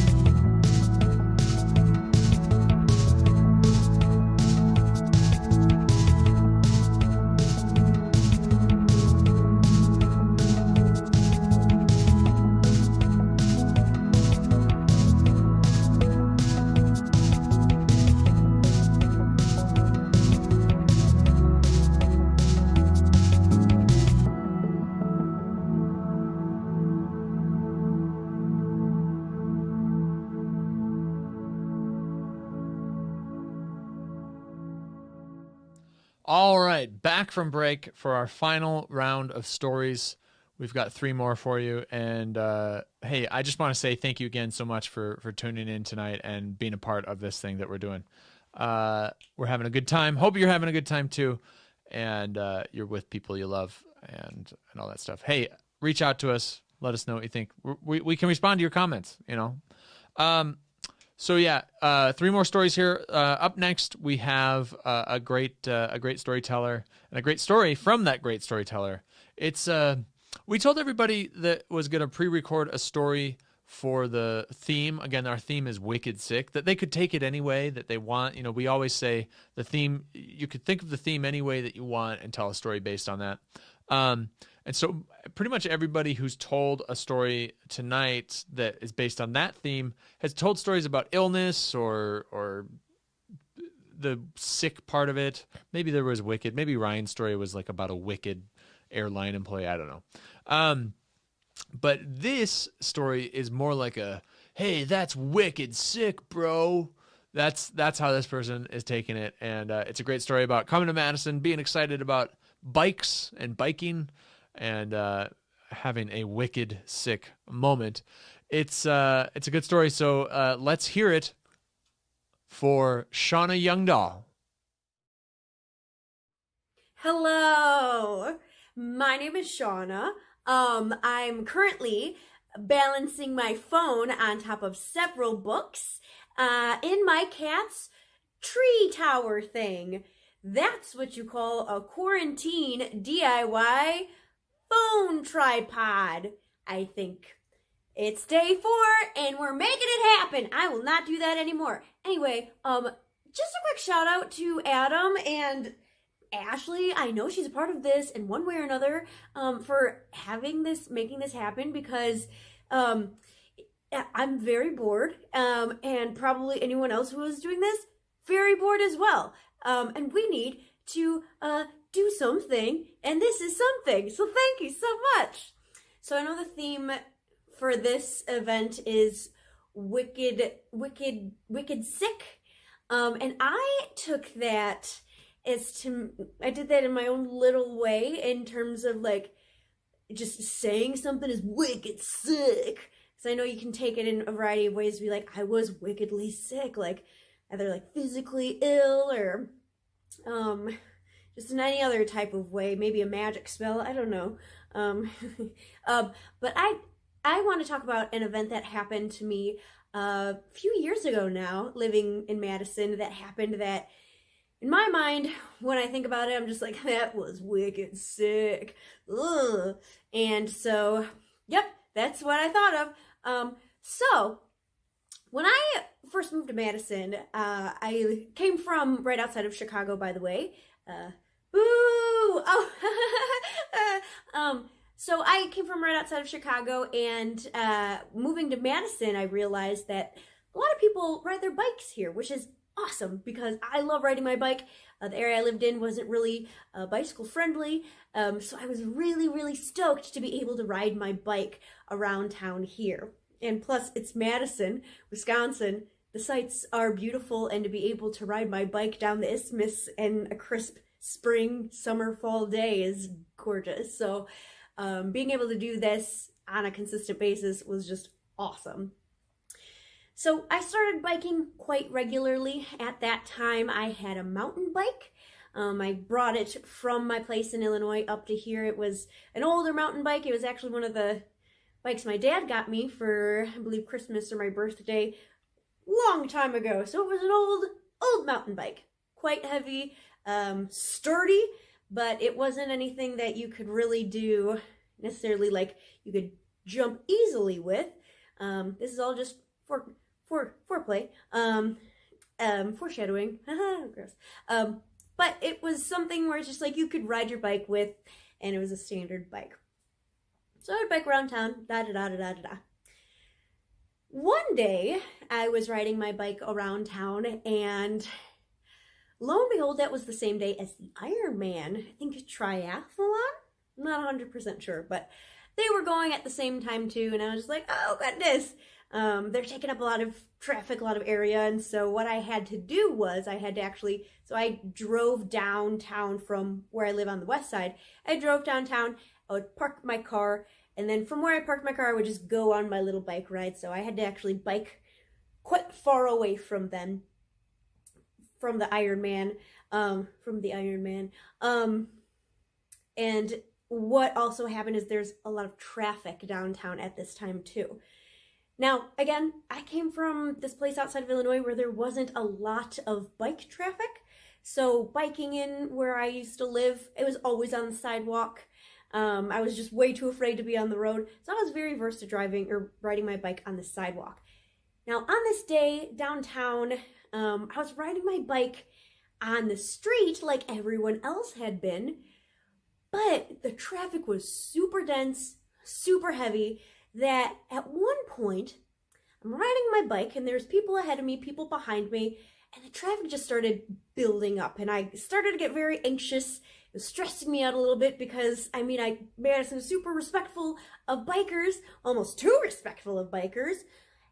At one point, I was just like, okay, this is kind of freaking me out.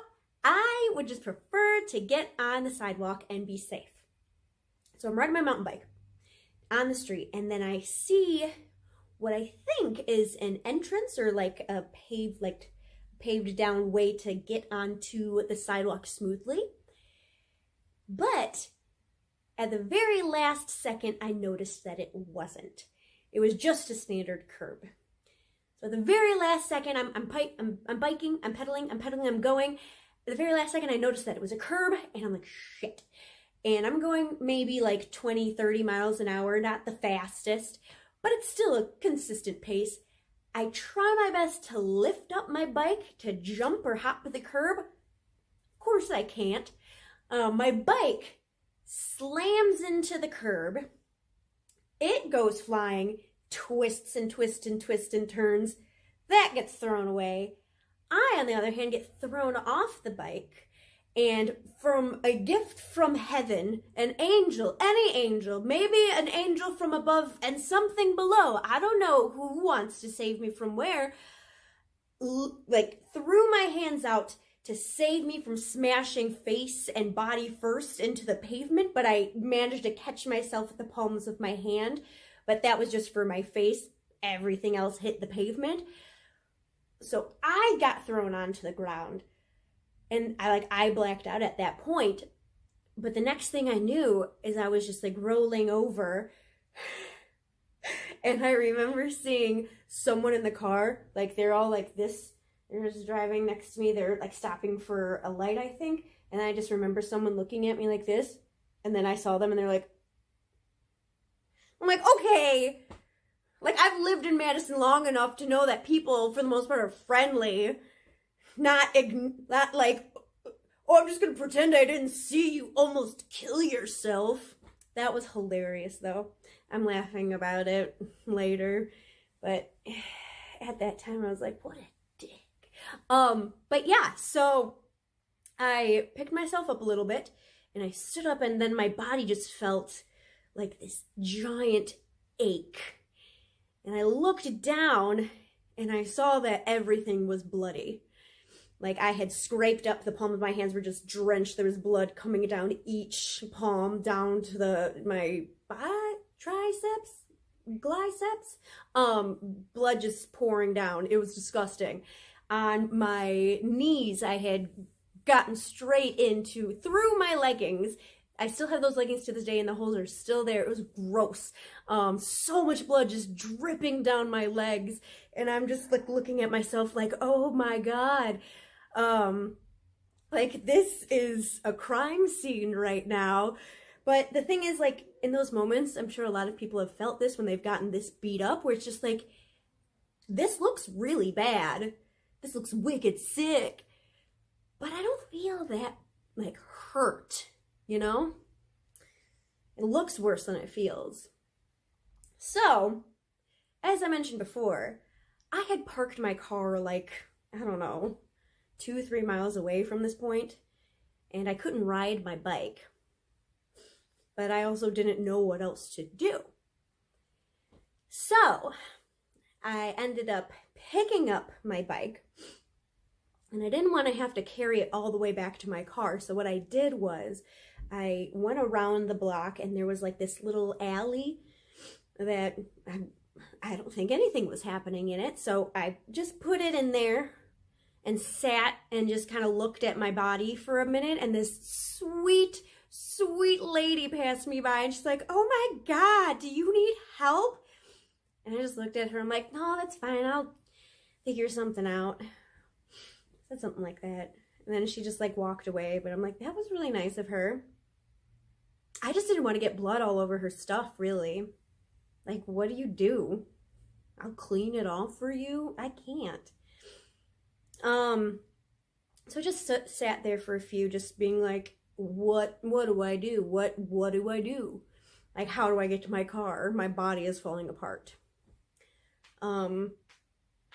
I don't think I had my phone. I did have my phone with me at the time. I could have called someone, but I don't really want to have to talk to people.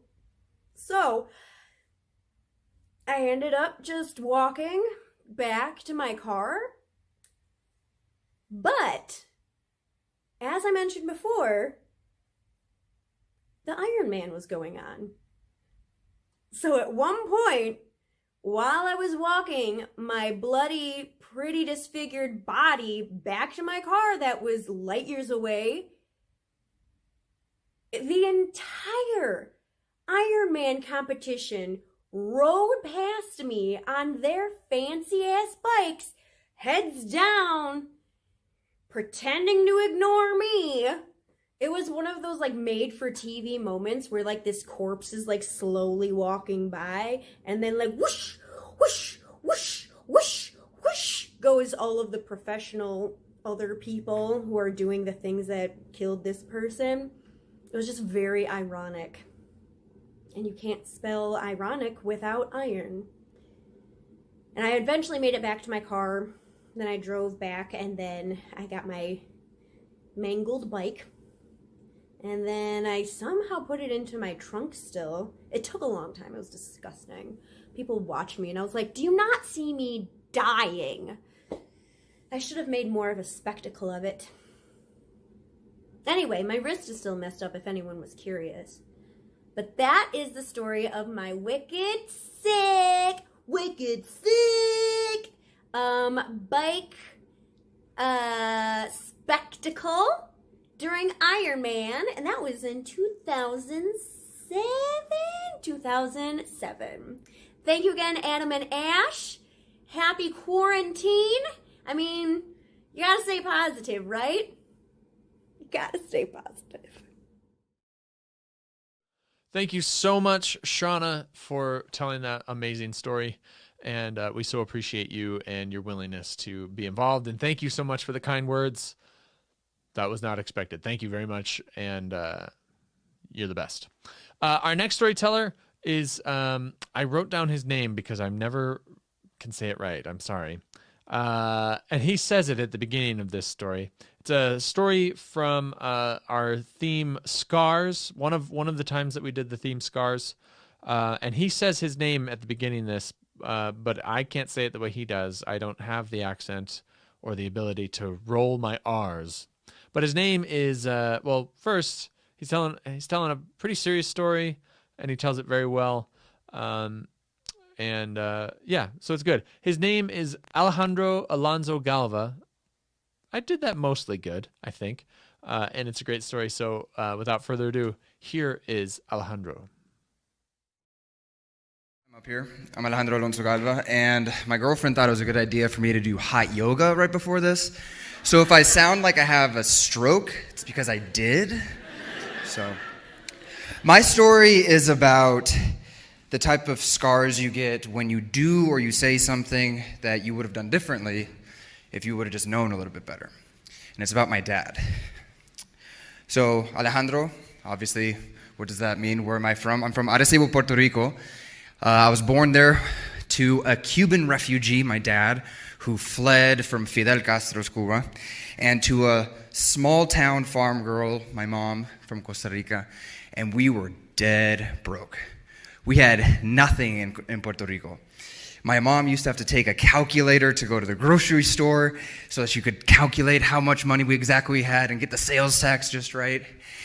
My dad, because he was, again, a refugee, he was so poor that when he went to pick up my mom for their first date at my grandma's house, he parked the car 4 blocks away because it was such a piece of crap that he was embarrassed that my grandma would see it. But thanks to Jimmy Carter, who, by the way, is eligible to run again. Thanks to Jimmy Carter, my father was able to go to medical school. And so we knew, okay, Papi, he's studying, things are going to be okay.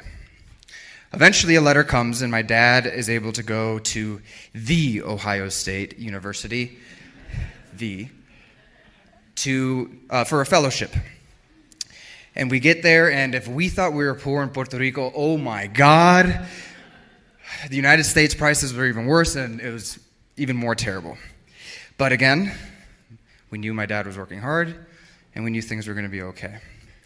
My dad starts his program at Ohio State. He meets his boss, his attending, and he is a racist beyond belief. He is a racist who pushes my dad in the middle of surgeries away from the patients, tells my dad, you are worthless, you don't speak English, how the hell do you think you're going to ever become a surgeon? And my dad would come home from the Ohio State every day and just break down to my mom. But my mom, being that strong farm girl, would look at my dad and say, you're working hard, it's going to be okay. And what Papi's boss, his attending, didn't understand is that it doesn't matter what language you speak when it comes to scars. It doesn't matter what language you speak when it comes to working on the human body. You don't have to speak the same language to save a life. And so my dad worked hard, and eventually he was able to get a job at the University of Nebraska and leave the Ohio State University. He works hard, and eventually he is promoted to Chief of Cardiovascular Surgery for the University of Nebraska Medical Center. And he buys my mom a house, he buys my mom a car, and mama doesn't have to go to the grocery store with a calculator anymore. He buys my mom the American dream. But, again, my dad's Cuban, and just to give you a little description of him, imagine if Al Pacino playing Scarface, imagine if Scarface wasn't about a drug dealer, but it was about a surgeon. That was my dad, right? He'd be like, say hello to my little friend, Scalpel. That was my dad. He was gregarious. He was overconfident. Sometimes he would get called by the hospital, and they would say, Dr. Alonso, you are due in surgery. And he'd be like, oh, I'm just in the office. I'll be there in a minute. And he was at home. And he would get to the surgery 40 minutes late, but he would still finish an hour or two ahead of all the other surgeons. He just had that thing. And well, he did well, and when he got his job, he decided to treat himself. Remember that crappy car he had to pick up my mom? Well, he decided he was going to level up, and he bought himself a 911 Porsche. Ooh, right? Impress grandma with that. And he drove fast, and my mom started to repeat a line every day at dinner like, Anselmo, Anselmo, you drive too fast. Anselmo, you drive too fast. And one day, he drove to work too fast, and he didn't come home. And I remember, I'll never forget, my mom answering the phone and knowing that it was a bad phone call because I heard the phone ring, and 2 seconds later, I heard my mother scream. And I asked her, what's wrong? And she said, your father's been in a car accident. And she went rushing out the door. And she said, you're in charge. Take care of your 4 other siblings. You're in charge. I got to get to the hospital. And my brother looks at me and he says, Alejandro, what happened? And I said, Papi's been in a car accident. And he says, why? And I said, because Papi's stupid. Scar number 1. And so my mom's at the hospital. She sends Clara, our babysitter, over to take care of us. And we all go into the Nintendo room to wait it out, right? The little room that all the kids hung out in. And in this room was a fax machine that Never worked. Remember fax machines? You had to like send a little thing. This thing never worked. But the phone was still viable. And so when my mom would call with updates, I'd grab the phone and I'd listen, and she'd say, Anselmo's going into surgery. Anselmo is out of surgery. We're waiting to hear back. Anselmo's going back into surgery. And then the phone rings again, and I answer the phone, and my mom says, are the kids listening? And I said, Mommy, sí. Yes, we're listening. And I take the phone, and I put it on speakerphone, and I set it down, and I said, we're listening. And my mom says, Anselmo se murió. Anselmo's dead. And my mother heard our screams go up the stairs all the way to the second floor and into the receiver of Clara's phone, because this fax machine's receiver was broken. My mom never knew she was talking to me the whole day. And so Clara comes down and realizes what's happened and calls my mom, and my mom looks at me and says, you guys weren't supposed to find out like this. Like, I was going to come home and tell you.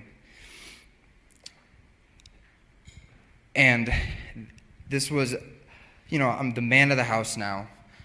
And I remember just thinking, I had one job today. And that was to just take care of my siblings and to relay the news. And I screwed that up. Go to the hospital, and I'm sitting in the waiting room, and I am with my best friend. And he says to me, or I say to him, this is the worst day of my life. And he says to me, you'll have worse. And though I did not have the vocabulary that I have now, I remember thinking, you're an idiot. But I also realized he doesn't know any better. I don't know any better. Like, these are the mistakes we make. And little by little started to come to grips with these little mistakes that happen in these moments. But to this day, I think about that all the time, and this is actually the first time I ever told this story. But I think about it all the time, and I still see my brother's face and my sister's face when through the phone my mother said, Anselmo se murió. So I guess my story is about learning to forgive yourself for those little scars that happen, because we're human, and sometimes we just don't know any better. Thank you.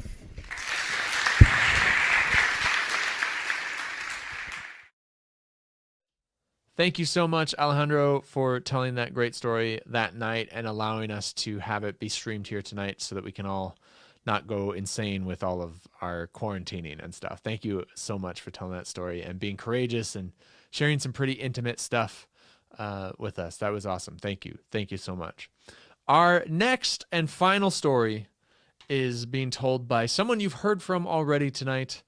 But it's a story about going to the hospital and being unsure of things. And I thought it was a fitting end to our live stream tonight.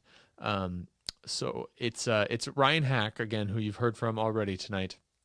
This is a story about a trip and a fall and a trip to the hospital and getting all set with that. So we'll hear a story from Ryan, and then as we end, I'll come back and close things out. But here's Ryan. On a night about 10 years ago, I was completely sober. So you know this is going to get nuts, right? I was hanging out with some friends downtown, Jeff and Jeff. That's true. But one of them was very tall, and one of them was small.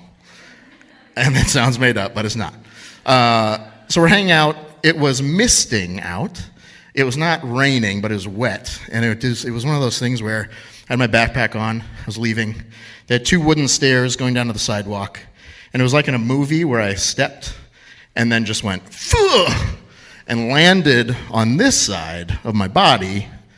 And then I did that thing where you're like, oh, yeah. Oh, boy. Okay, that's fine. So Jeff and Jeff both run out. And they're like, dude, are you okay? And I'm like, I think I'm all right. And then I'm like feeling around and I'm like, I think I should go to the hospital for sure.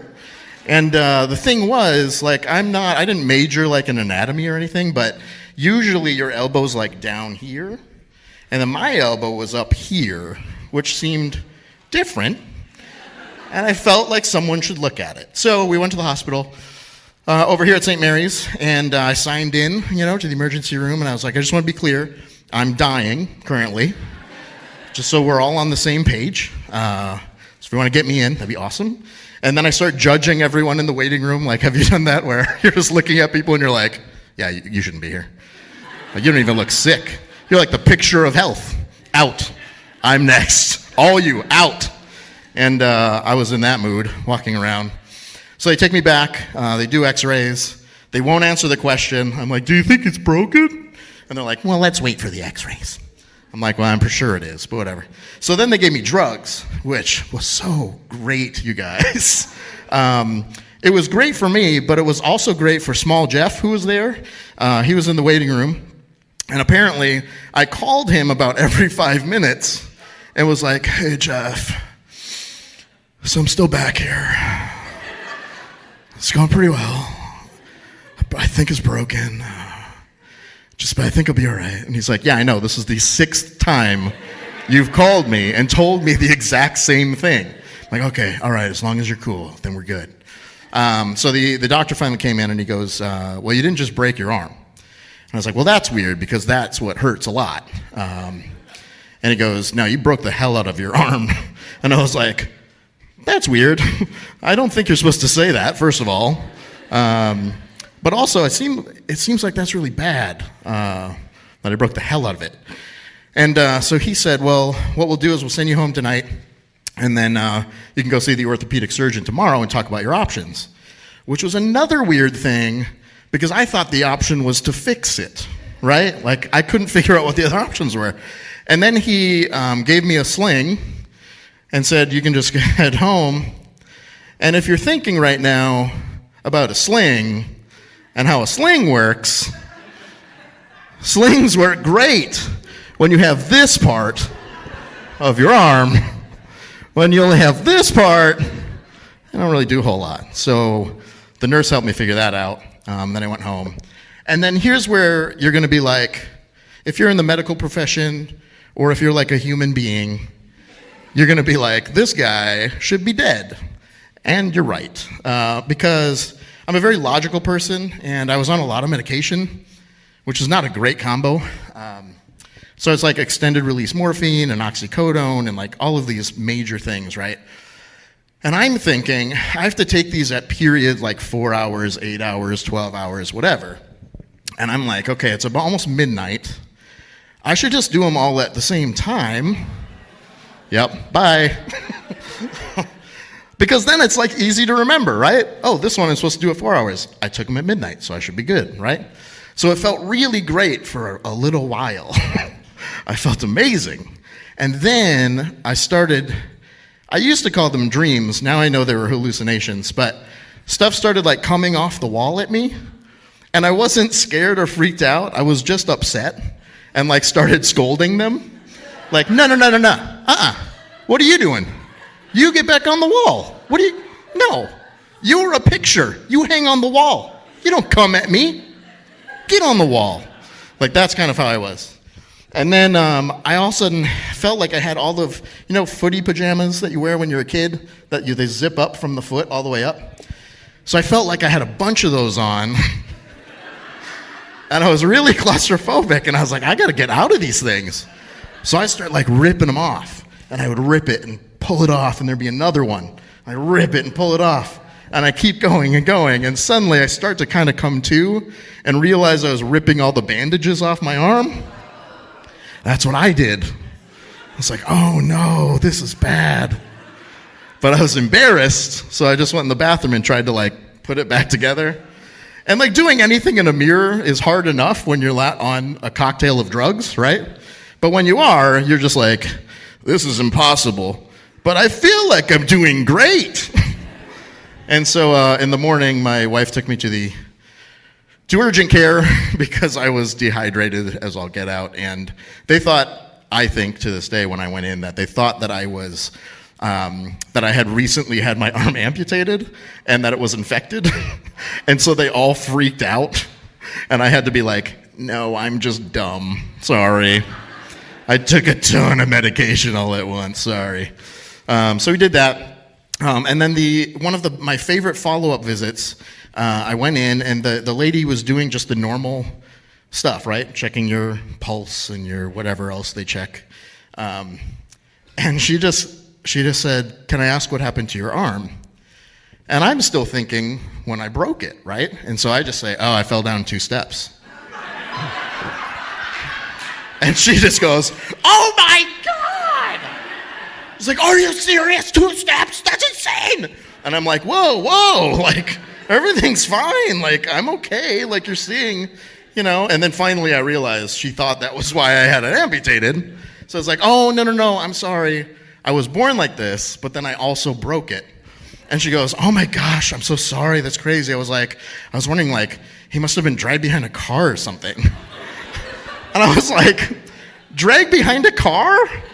Like, that's not even in my top 10 of, like, guessing what happened. You know? Like, train, shark attack. Like, there's a million things other than getting dragged behind a car that I would go with first. But it was great. We got through that. She felt terrible, but I thought it was hilarious. And then I had like 30-some staples in my arm, so I had to get those pulled out, which was awesome. But this girl was doing it, and she started off, and I was like, you know, tough guy. Yeah, it feels great. You're doing awesome. Love it. Put some more back in. Take those out. I don't care. Sounds awesome. So she gets like halfway, and then I'm like, yeah, maybe hurry it up. It's not as comfortable anymore. And so she says, just so sweetly, like, not looking at me, she just goes, I'm actually pretty proud of myself for my first time. And I'm just like, and I was like, oh, it's okay. And then I got all tough again, like, no, you are doing awesome. Like I said, put them back in. I don't care. Practice some more. You're great. And so that is the story of... You probably can't see it from there, but I have this scar all along my arm, and I have a steel plate and 7 screws in there holding me together. Yeah, I know, right? And so that is my scar story, and thank you guys for listening. All right. Hey, thank you so much, Ryan, for closing out the live stream tonight. That was great, and I always appreciate you and appreciate your stories and your willingness to jump in where needed. And yeah, I appreciate all of you. I hope that you're all well. I hope that this live stream only Story Slam was something that that was good for you, and that you have that you've found goodness with. I don't know. I hope this has brought some normalcy back to your life, and that you're feeling better. And I hope you stay well, stay healthy, stay around the people you love in a safe way. I hope work is going okay. I hope you're doing okay financially, and that you're not getting hit too hard with all this stuff. I hope mentally and emotionally you're doing fine. And if you're not, if any of those things aren't true for you, please reach out. I know that we can't take care of absolutely everything, but there's a lot that we can, as a community, try and help with. And that's really all we can do right now, is try to help do things and take care of things. And I'm not choking up, I'm just water. We want to be there for you, and I know that other community members also want to be there for you. So hope you're well. Thank you for tuning in. Thank you for supporting us, both just here on Facebook and financially, if you've made a decision to do that. Once again, one last time, it's patreon.com/Madison Story Slam. You can go there and become a monthly supporter of what we do here at Madison Story Slam. And we appreciate that a lot. But more importantly than that, there are businesses, there are restaurants, there are bars, and there are people that work at those places that are no longer making money. And so the ways that we can support them is we can do pick up food from the ones that are offering that, and delivery from the ones that are offering that. And tip well. Please tip well to those in the food service industry. And for other places, you can go buy gift cards. Buy a gift card at Ale Asylum. Buy a gift card at State Line Distillery. We do not want to see these important members of our community. I'm going to call them members of our community. They're not just these corporate things. Places like Ale Asylum, places like State Line, they are members of our community. There are real people behind them, and this is the time that we need to support them. So we love you guys. We want to see you be well. Thank you so much for tuning in. And until we get to see you again, I love you.